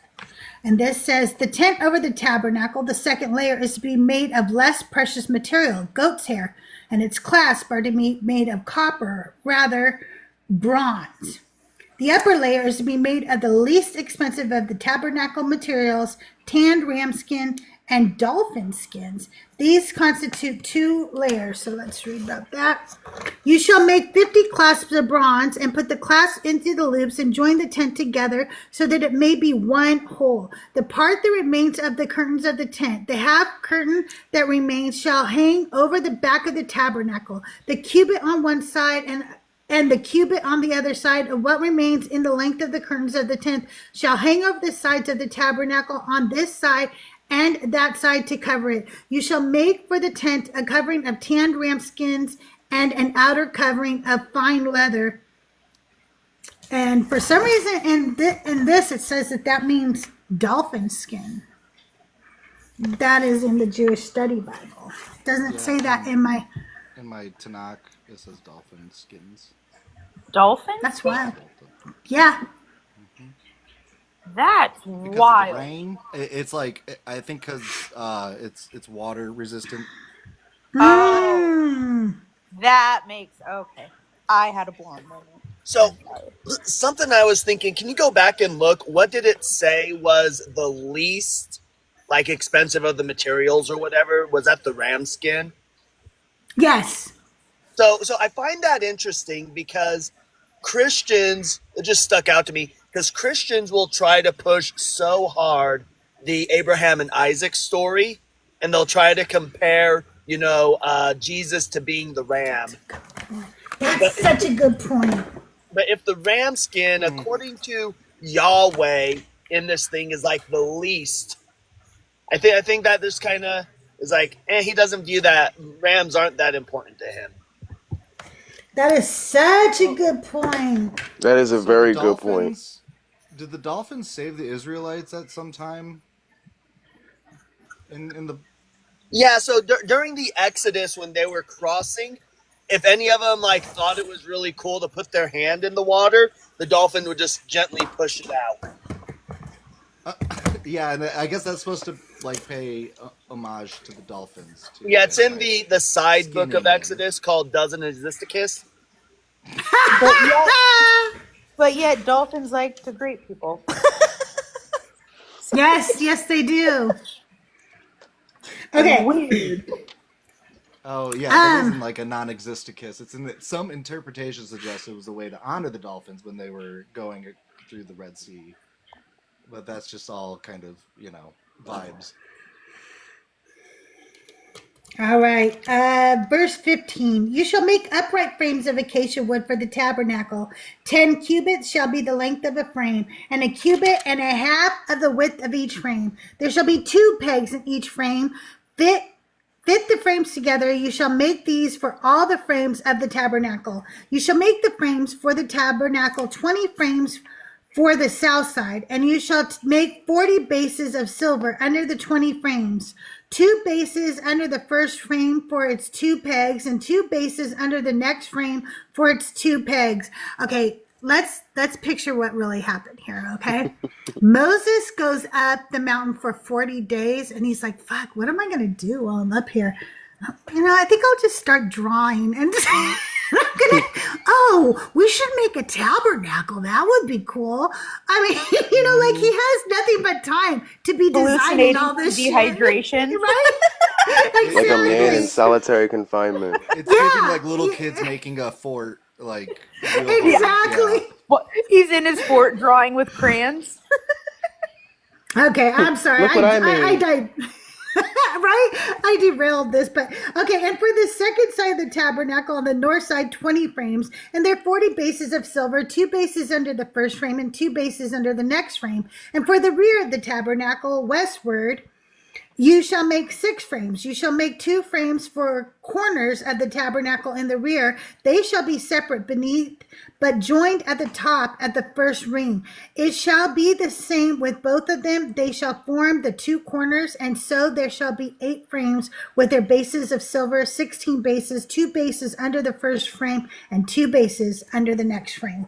Any questions, commentary, or anything here?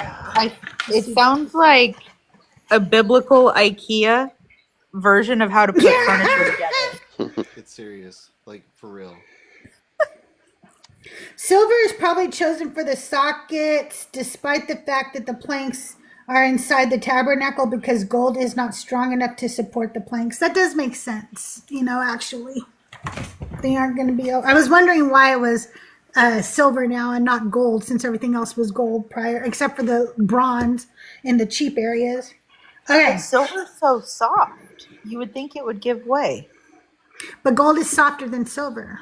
That's true. That is true. But okay. That's a lot of gold. Like, where's this gold coming from? Where's the silver coming from? Well, they're rich. Oh. But like I wish I had that problem. like they couldn't even like get a large like bronze bowl. It was a calf because it had to have been like tiny. Like they're in the middle of the desert. They don't have much. Like, That's true. Like, what if it was? Is this why they have to go and like conquer all these different places to get all the gold? That's probably why. Well, yeah, because they were about to melt all their gold to make a calf. That's what I'm saying. But like, it was just a tiny little calf. This tabernacle is like already. We're at like $2 billion worth of gold here. Well, we're back in Moses's time. It was only about $30 back then. Just for Keep in mind, they're probably selling timeshares too to collect this True. money. True. Okay, you shall make bars of acacia wood, 5 for the frames of the one side of the tabernacle, and 5 bars for the frames of the other side of the tabernacle, and 5 bars for the frames of the side of the tabernacle at the rear westward. The middle bar halfway up the frame shall pass through from end to end. You shall overlay the frames with gold, and shall make their rings of gold to hold the bars, and you shall overlay the bars with gold. Then you shall erect the tabernacle according to the plan for it that you were shown on the mountain. Oh, all right. So the Egyptians did like willingly provide them with gold and silver when Yeah. they were leaving. Okay. Yeah, they kind of got rich when they left. Well, let's remember too, though, gold is soft, and this thing was meant to be transportable, right? So they have to tear it down as they move, and they're taking it with them. Like, so this gold has to be replaced at some point. Mm-hmm. Absolutely. All right. And here comes the end of the chapter, the curtain. You shall make a curtain of blue, purple, and crimson yarns and of fine twisted linen. It shall be made with cherubim skillfully worked into it. You shall hang it on 4 pillars of acacia overlaid with gold, which have hooks of gold, and rest on 4 bases of silver. You shall hang the curtain under the clasp, and bring the ark of the covenant in there within the curtain, and the curtain shall separate for you the holy place from the most holy. You shall put the mercy seat on the ark of the covenant in the most holy place. You shall set the table outside the curtain and the lampstand on the south side of the tabernacle opposite the table, and you shall put the table on the north side. You shall make a screen for the entrance of the tent of blue, purple, and crimson yarns, and of fine twisted linen embroidered with needlework. You shall make for the screen 5 pillars of acacia and overlay them with gold. Their hooks shall be gold, and you shall cast the 5 bases of bronze for them. Cyber. Yes. Once they made this tabernacle, are we to understand that this was the only place they could reach God or Correct, communicate to God? Yeah, exactly. So that's the whole idea, and that's like when the Solomon's temple was built, they're no longer allowed to build any other sanctuaries, and that's why there's that curtain. The curtain is to separate the Holy of Holies from the rest of the temple, and only the high priest was allowed to go into the Holy of Holies. And the Ark of the Covenant essentially is like the throne of God. And he had to wear like a rope around. Right. Mm-hmm. So yeah. So in Jewish culture and Jewish history, God was not omnipresent. No. So the idea is God. That's why God like apparates places, because when we look at omnipresent, the Jewish idea is that you never know if God is watching, because God's not like physical or human, but he could just apparate, and he could be over there with that tree. He could just apparate where he's needed. So that's the Jewish view of omnipresence. He can appear anywhere he wants at any given time. But he's not everywhere all the time. He just Correct. can be wherever you are, so you should watch yourself. Exactly. He's Santa Claus. Okay. Okay. That's Oh, right, here's he Bert. is not everywhere.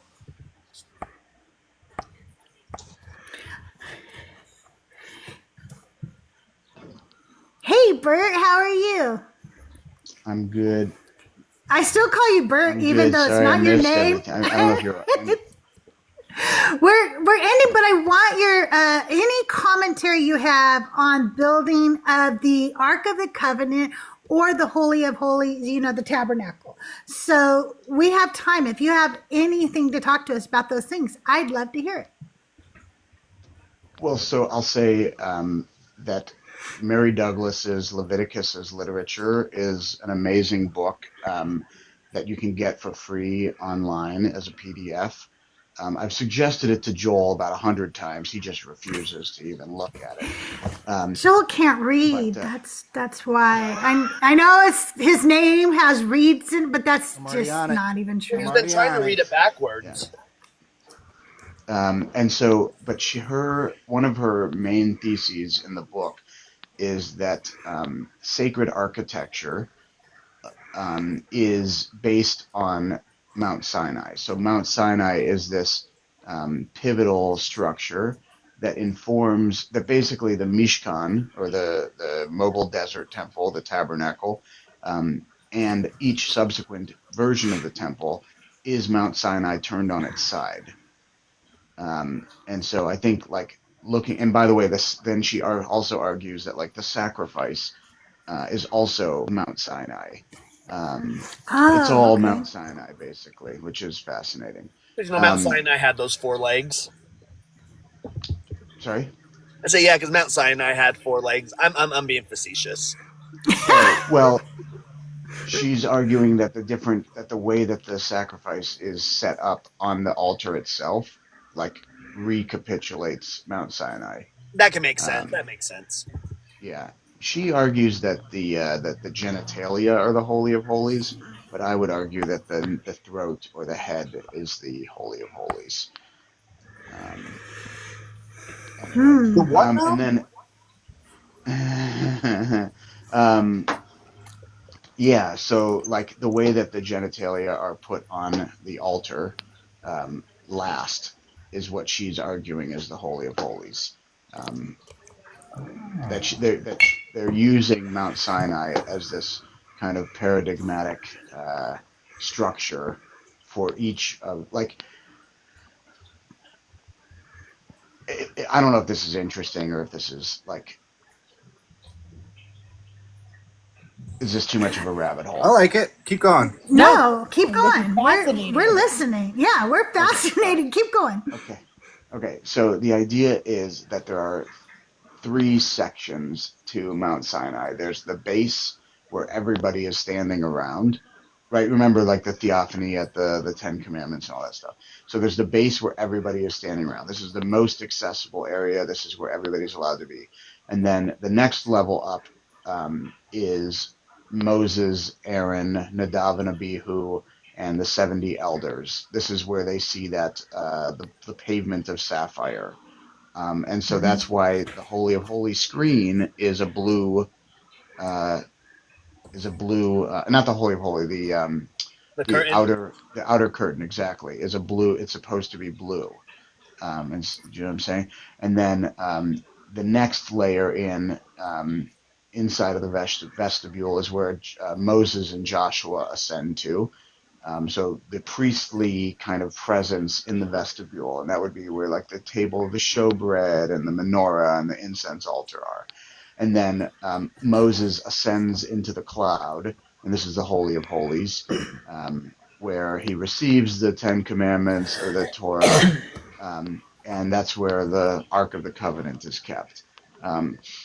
And with regard to the sacrifice, I'd have to re-look at it. I'd have to reread exactly because it's been 4 years or so. But Um, she's saying that like the way that the sacrifice is assembled on the altar mimics these things, like for whatever, like the most accessible or like the edible parts of the sacrifice are on the base or whatever, and then each thing is layered on top of it. I can't remember exactly how she described it, but that's one piece of it.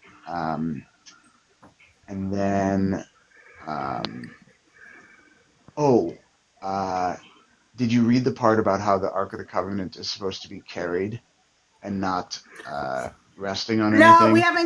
we haven't got to that yet, but you can talk Okay. about it. Okay. Well, all to say that if you remember, there's that scene in the Book of Kings, I think, where King David is bringing the Ark of the Covenant into Jerusalem. Maybe it's Solomon bringing the Ark of the Covenant into Jerusalem. Anyway, the Ark of the Covenant is being brought into Jerusalem on an ox cart, and it starts to slip, and somebody reaches their hand out to try and grab it, and he gets unalived on the spot. Well, Yeah. it's because the Ark of the Covenant was supposed to be carried and not on a cart. It doesn't matter. It's not as I'm rambling.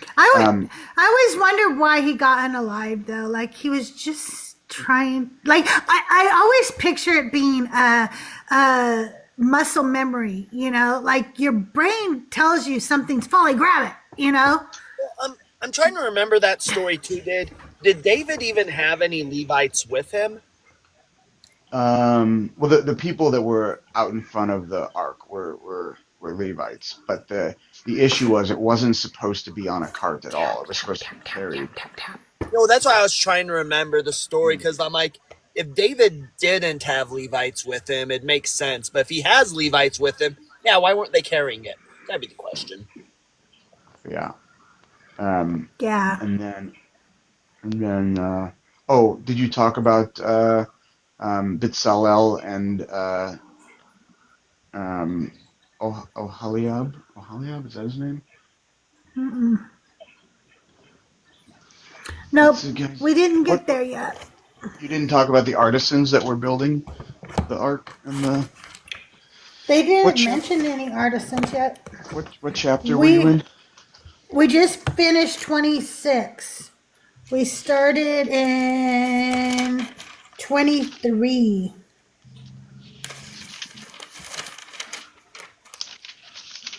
Oh, one fun thing. In 25, I don't know how 25 verses 1 and 2. Um, how does your Bible translate verse 2? Mine says, "Tell the Israelites to take for me an offering from all whose hearts prompt them to give. You shall receive the offering for me." Nice. Yeah, so it's the word is yidvenu libo, which is like voluntarily from his heart. Um, and it's interesting because it's a command form, right? Uh, Vaydaber Adonai el Moshe lemor, daber el bnei Yisrael, vayikachu li, that they shall take for me truma. Truma is this like filling up offering. Like it's like it's a funny way of phrasing it because it's like you shall give me a voluntary offering, like mandatory fun, like a mandatory volunteership. Sounds like God's just a sergeant major telling privates they got to go have fun. Well, Yeah. it's a guilt trip into the capital campaign, right? Like this is Moses's capital campaign, and he's saying like, we need all these donations to build the temple, to build the Mishkan, the tabernacle, and you'll do it voluntarily. I suggest that you take a parachute while you're skydiving. I Yeah, strongly yeah. suggest it, but it's I have voluntary. the question in the comments is, how many people built Noah's Ark? Were they left behind? Only one person built Noah's Ark, according to the story, and that would be Noah. And also, we are talking today about the Ark of the Covenant, not Noah's Ark, and those are two entirely different things. Well, and Hey, truth be told, nobody built the ark. True. Wait, Did guys, you talk about the I just dolphin looked skins? Yes, Sorry. we did. Did you get the explanation of what it was? No, okay, so I looked at because Bert, I have this. Oh wait, Is that a this JPS? What is it? Oh, nice. Jewish Study Bible, and so I read in here how because my version didn't mention the dolphin skins. It wasn't until here, and then Cyber was explaining that it was probably because to waterproof it. Yeah, well, or to keep the smoke in. You know what I'm talking about? Oh. Yeah. Get Because that they were vapor getting lock going. blazed 420 in there. Yeah, They were occasionally. They were hotboxing. biblically hotboxing? Oh, They yeah. were hotboxing. And I just want to make sure credit is where it's due. I didn't recommend the waterproofing. I think somebody else mentioned. Oh, that was me. Oh, okay. Oh, Yeah, I'm sorry, Benny. I was just being facetious with saying that the dolphins helped during the Exodus escape during the crossing. Well, that's a real like fan fiction though. I was reading somewhere like some people were saying like they thought that the dolphins were like slapping the Egyptians as they were crossing the Red Sea too. So like it was an homage to dolphins to skin them and then use their So skin. what happened is the Red Sea never actually collapsed because physics would have caused that to collapse on the Israelites. So it was just dolphins just launching themselves across the gap at the Egyptians. Oh my god, like in Super Mario World. Yeah. Where there's This reminded me of oh my gosh, the other guys, and he's like, I was wondering if I was a dolphin and a lion, we would create breathing apparatuses. Well, so dugongs are fluked. They're like they have fluke tails and they're in the Red Sea. So, like, if there's any animal that they could be talking about, it's most likely actually dugongs. It looks like a manatee. Oh. Are they in the manatee? Yeah, it does. They're related to manatees, but you see the fluke tail. Yeah. As opposed to the rounded tail. Oh. Yeah. Are those endangered as well? Oh yeah. But there's plenty of evidence of hunting dugongs in the ancient world, and there are dolphins in the Red Sea, but I do not think that they were catching dolphins. You know what I'm saying? Yeah. That's really interesting. Anyways, I gotta get back to work, but thanks for having me up. Cyber, thank you for being here. You guys follow that account. That's Cyber and Jaren's new podcast, and it's really good. So make sure you are following. All right, you guys. They also have a YouTube account. Follow their YouTube account. Yep. Yes. And it's every Thursday at 9 p.m. Mountain, 10 Central. Oh, all right. Awesome. Whoa, guys. I just looked under my feet. And I found the Ark of the Covenant. Oh my God, you did? Rested my feet on it this whole damn time. What? Oh my God! You're like Willy. You got the golden ticket from Willy Wonka. I thought it was like an ottoman. Hold on. Let me rip away some of the fabric. I Careful of the dolphin skin. Yeah. Oh. Yeah, there is some dolphin skin left on the sides here. I have one other comment. The lampstand, the menorah that they're describing, right? You read all about that in 25? Yeah. Yes. It's the burning bush. Oh. What? So like it has one piece of hammered gold, cups and calyxes. Calyxes are like the rubbery shell of the flower. Branches, leaves, blossoms. So imagine what a gold little bush would look like in the dark room, all lit up with fire. It's the burning bush. Oh wow. I guess I just kept reading and I was like, and then it's petals, and then it's calyxes, and then it's petals, and I was like, okay. But that makes sense now. That makes a lot of sense. Have you seen the one in Jerusalem? No. All right, hold on, I'm pulling it up right now. I'm sorry, I missed the whole session today. That's okay. You came. So it looks like a menorah. doesn't like David like get all pissy about or is it Saul? I thought it was David. Like gets all pissy about the tabernacle being a tent, where he's like, "Why?" Or no, it wasn't David. It was the prophet that visits David. Is it Isaiah? Or Probably Samuel or Nathan. Samuel. Yeah, But I was watching the story of David the other week, and with Richard Gere. No, it was an older. Oh, the show. Yeah. It was like the made for TV, not the show. It was like this 3-hour long kind of like short movie thing. Whoa, that's super cool though. This is completely made out of gold. It's over 8 feet tall. In the Bible, King David is the one who expresses displeasure or concern that the tabernacle, the dwelling place of God, is still a tent while he himself lives in a luxurious house. See, okay, maybe in the movie they flipped it around and gave that wording to the prophet that comes to David, and it's but yeah, like David. So God didn't say that then. David's just being like bougie, even more bougie. So here it is in 2 Samuel 7:2-6. The king said to Nathan the prophet, "See, now I live in a house of cedar, but the ark of God remains within the tent curtains." But God responds, "For I have not dwelt in a house since the day I brought up the sons of Israel from Egypt, even to this day, but I have been moving about in a tent, that is, in a dwelling place." David feels it's not right for him to live in a grand house while the Ark of the Covenant resides in a tent. He plans to build a temple, but God tells him not to, stating that he has never asked for a permanent house.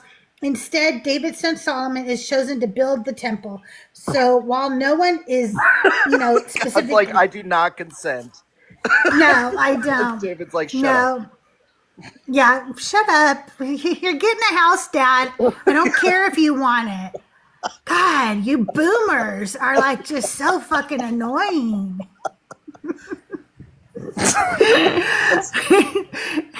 It's true. Okay, you guys, we're gonna wrap it up for today, but I want to tell you what I have coming up because I've got a lot of things coming up. If you ever want to know what there are no what yes sir. All right, okay. So Friday at 2 p.m. Pacific time, I have Decon Q&A with CrystalJae and Solo Vino. But I'm sorry, lest we forget that on Thursdays, I go live with Joyful Apostate. So I'll be live tomorrow at 4 p.m. Pacific time with Joyful Apostate for our Christian debates. Friday, 2 p.m. with Decon Q&A with CrystalJae. Guest is Solo Vino. Saturday, May 17th, Decon Q&A with CrystalJae. My guest is Sarah Leaving Faith. So I'm really excited about that. Then on May 18th, I have a special guest, DWJD. I just call him JD. That will be at 11 a.m. Pacific time. And on May the 23rd at 3 p.m., I have Tony J and Jada on Decon Q&A with CrystalJae. And then on the 24th at 6 p.m., I know I never do night shows, but we're going to do a special subscribers only live called Crystal's Elevation Station. I'm going to get a little elevated. You guys get to come in, hang out with me. We'll play some games, have some fun. But yeah, we're going to...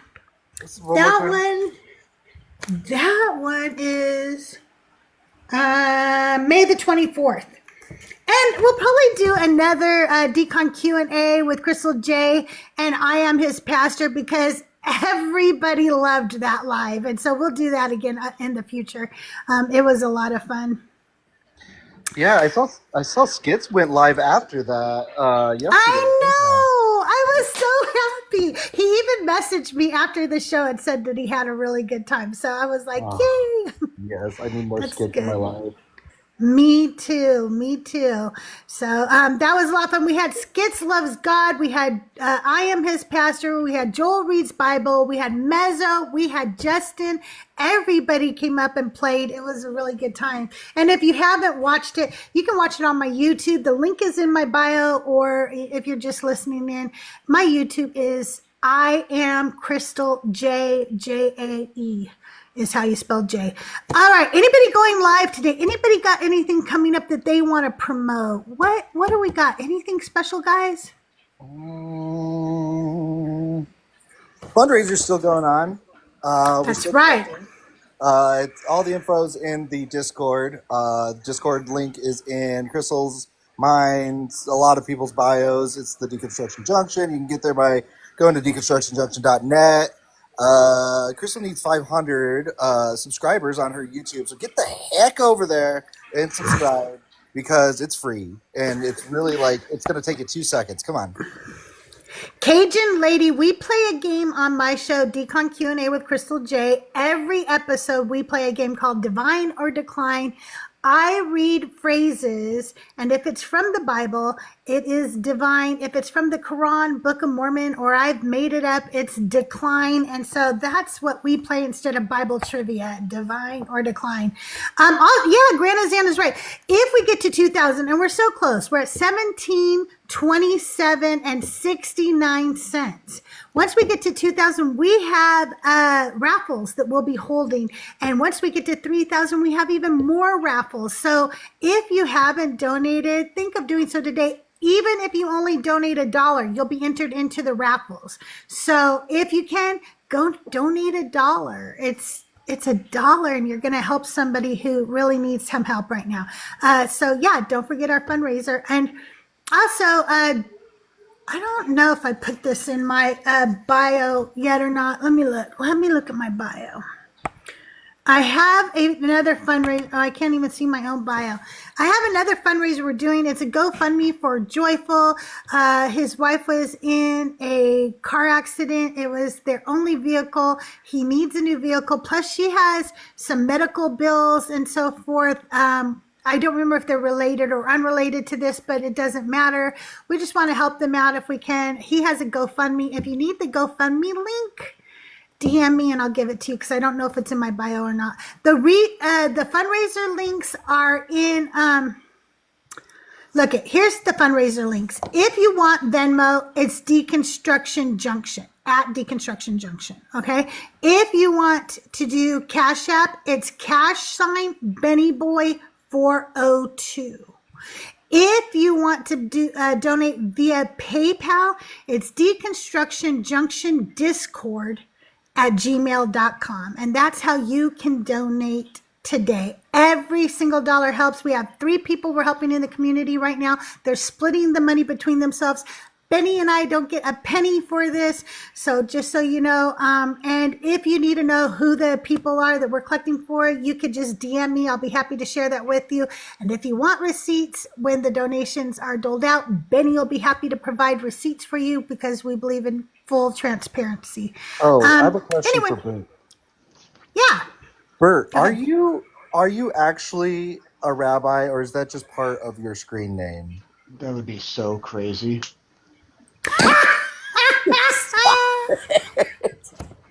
That would be the most insane thing of all time. Hey, did you go enter the tabernacle and get under the dolphin skin? I hope that this.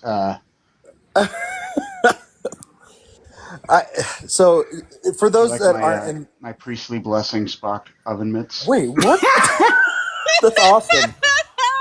I love those. Live long and prosper. When we do the blessing for the kids on Friday night, I'll hold up my Spock oven mitts. And I hope that I've literally have seen you hold. Are they sermons? Would it be like a sermon? Okay. Yeah. But for those that aren't aware, in the Discord, we've had a few people that come in and they just immediately question the credentials of our professionals, and it's kind of annoying. I was going to say, Benny, and this might be an offline conversation, but you should consider making the Discord a 501c3, and that way, the things that people are donating are tax exempt, and then people can get tax credit for the I know. donations that they're making. right now it is an LLC. I did that because of certain political reasons that involve a bill that was passed about if it's considered quote unquote anti-Israel, they can just like you down if you're a nonprofit, and that like scared the heck out of me at first. But I don't know how like I haven't rigid seen many they've been. people be. Well, Yeah, first of all, I haven't seen that many people be anti-Israel. right. That's true. Good point. Also, and like, I just have a feeling Christians would twist it to be like, well, you're well, that's the other thing. Like, anti-Jesus, so that's anti-Israel. I don't care what they twist it. We'll kick their asses. tell me more things that will make Jews less safe. You know, I'll take things that make Jews less safe for 1,000, Alex. Oh, It's today's daily double. I do want to get it into a 501c3 because I am more comfortable with a nonprofit than I am with just an LLC. Right now, it's kind of being considered like a trust. That's the way I've been looking at it. Is just because an LLC is pretty much, you can establish it as a trust. So it'd be a trust that people are like donating into, and then it's used to, you know, kind of divvy out to whoever needs it.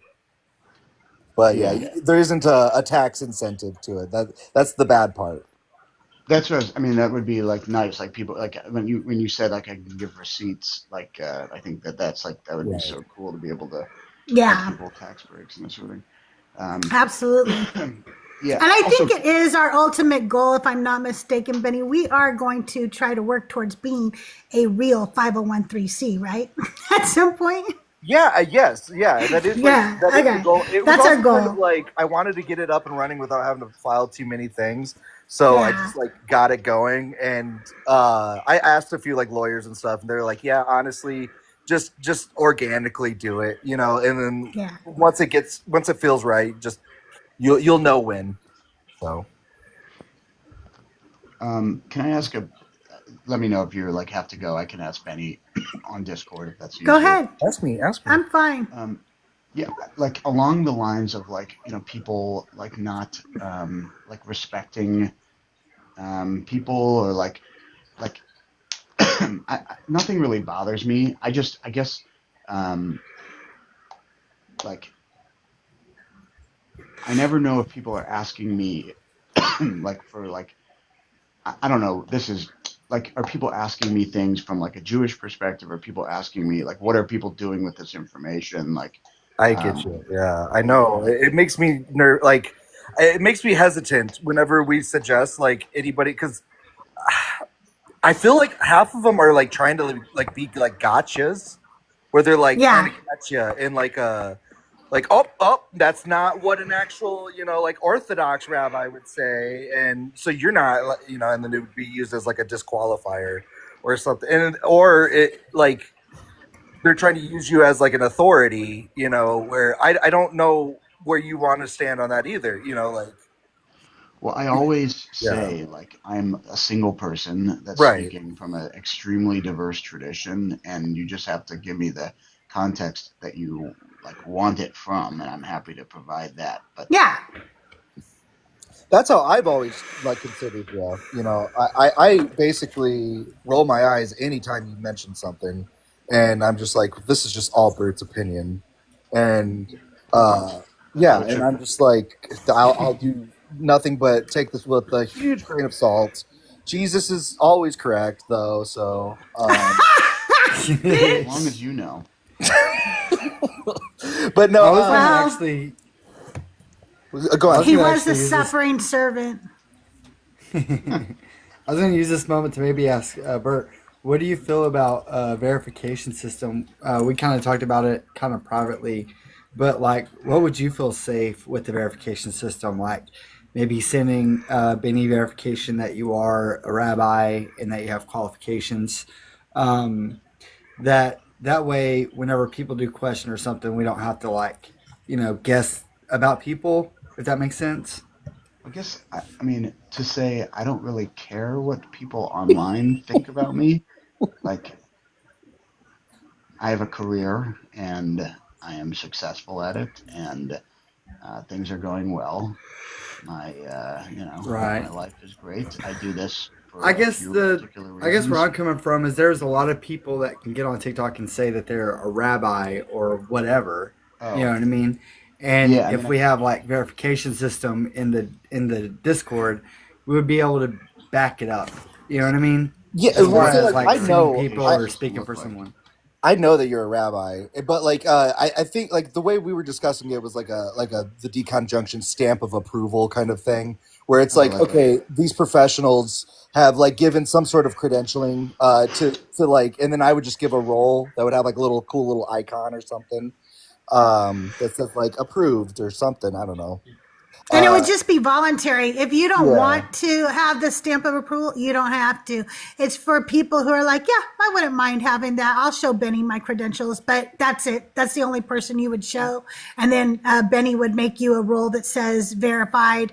And, but There's again, also like, it's, like lawyers, it could be nice to like identify if like people are actually a lawyer and they're not just like faking it.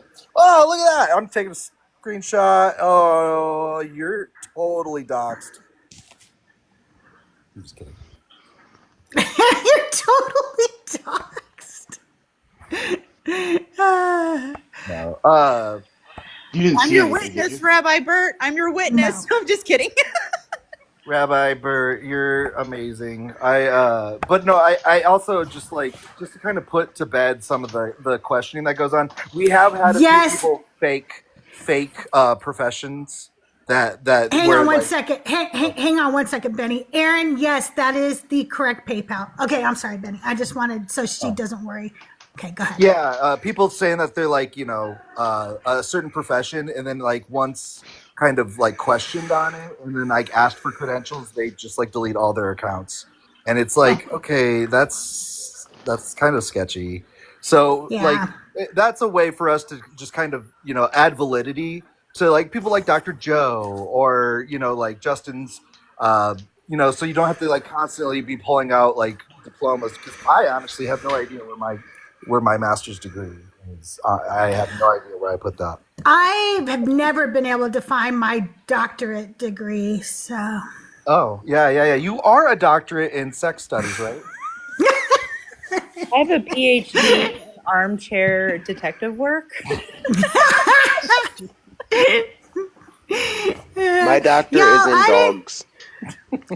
If y'all want to know, I didn't even go to community college, so don't come to me as a professional anything, okay? I am not an expert, okay? If you have questions about organ tissue donation, possible dismemberment, funeral home practices, come to me. I got you. Don't come to me for anything. Come to me for Actually, absolutely nothing. I've stayed at a few Holiday Inns, so I am. You have a doctor in the house? Okay, No, but I did I'm stay a at pretty Holiday good Inn Express. mom. Denise said I'm an expert mother. I'm a pretty good mom, but I still don't want to give you mother advice either, so don't come to me. Just don't come to me. What were you planning on doing for verification sort of thing? Like, So just honestly, you're already verified in my eyes because I've seen you like literally holding therm. Like like I think there's still like links somewhere of you like recorded like yes, there are. in front of Get rid of it. like How do you? amongst It's some of in your channel, Bert. It's the sermon you posted no. for me.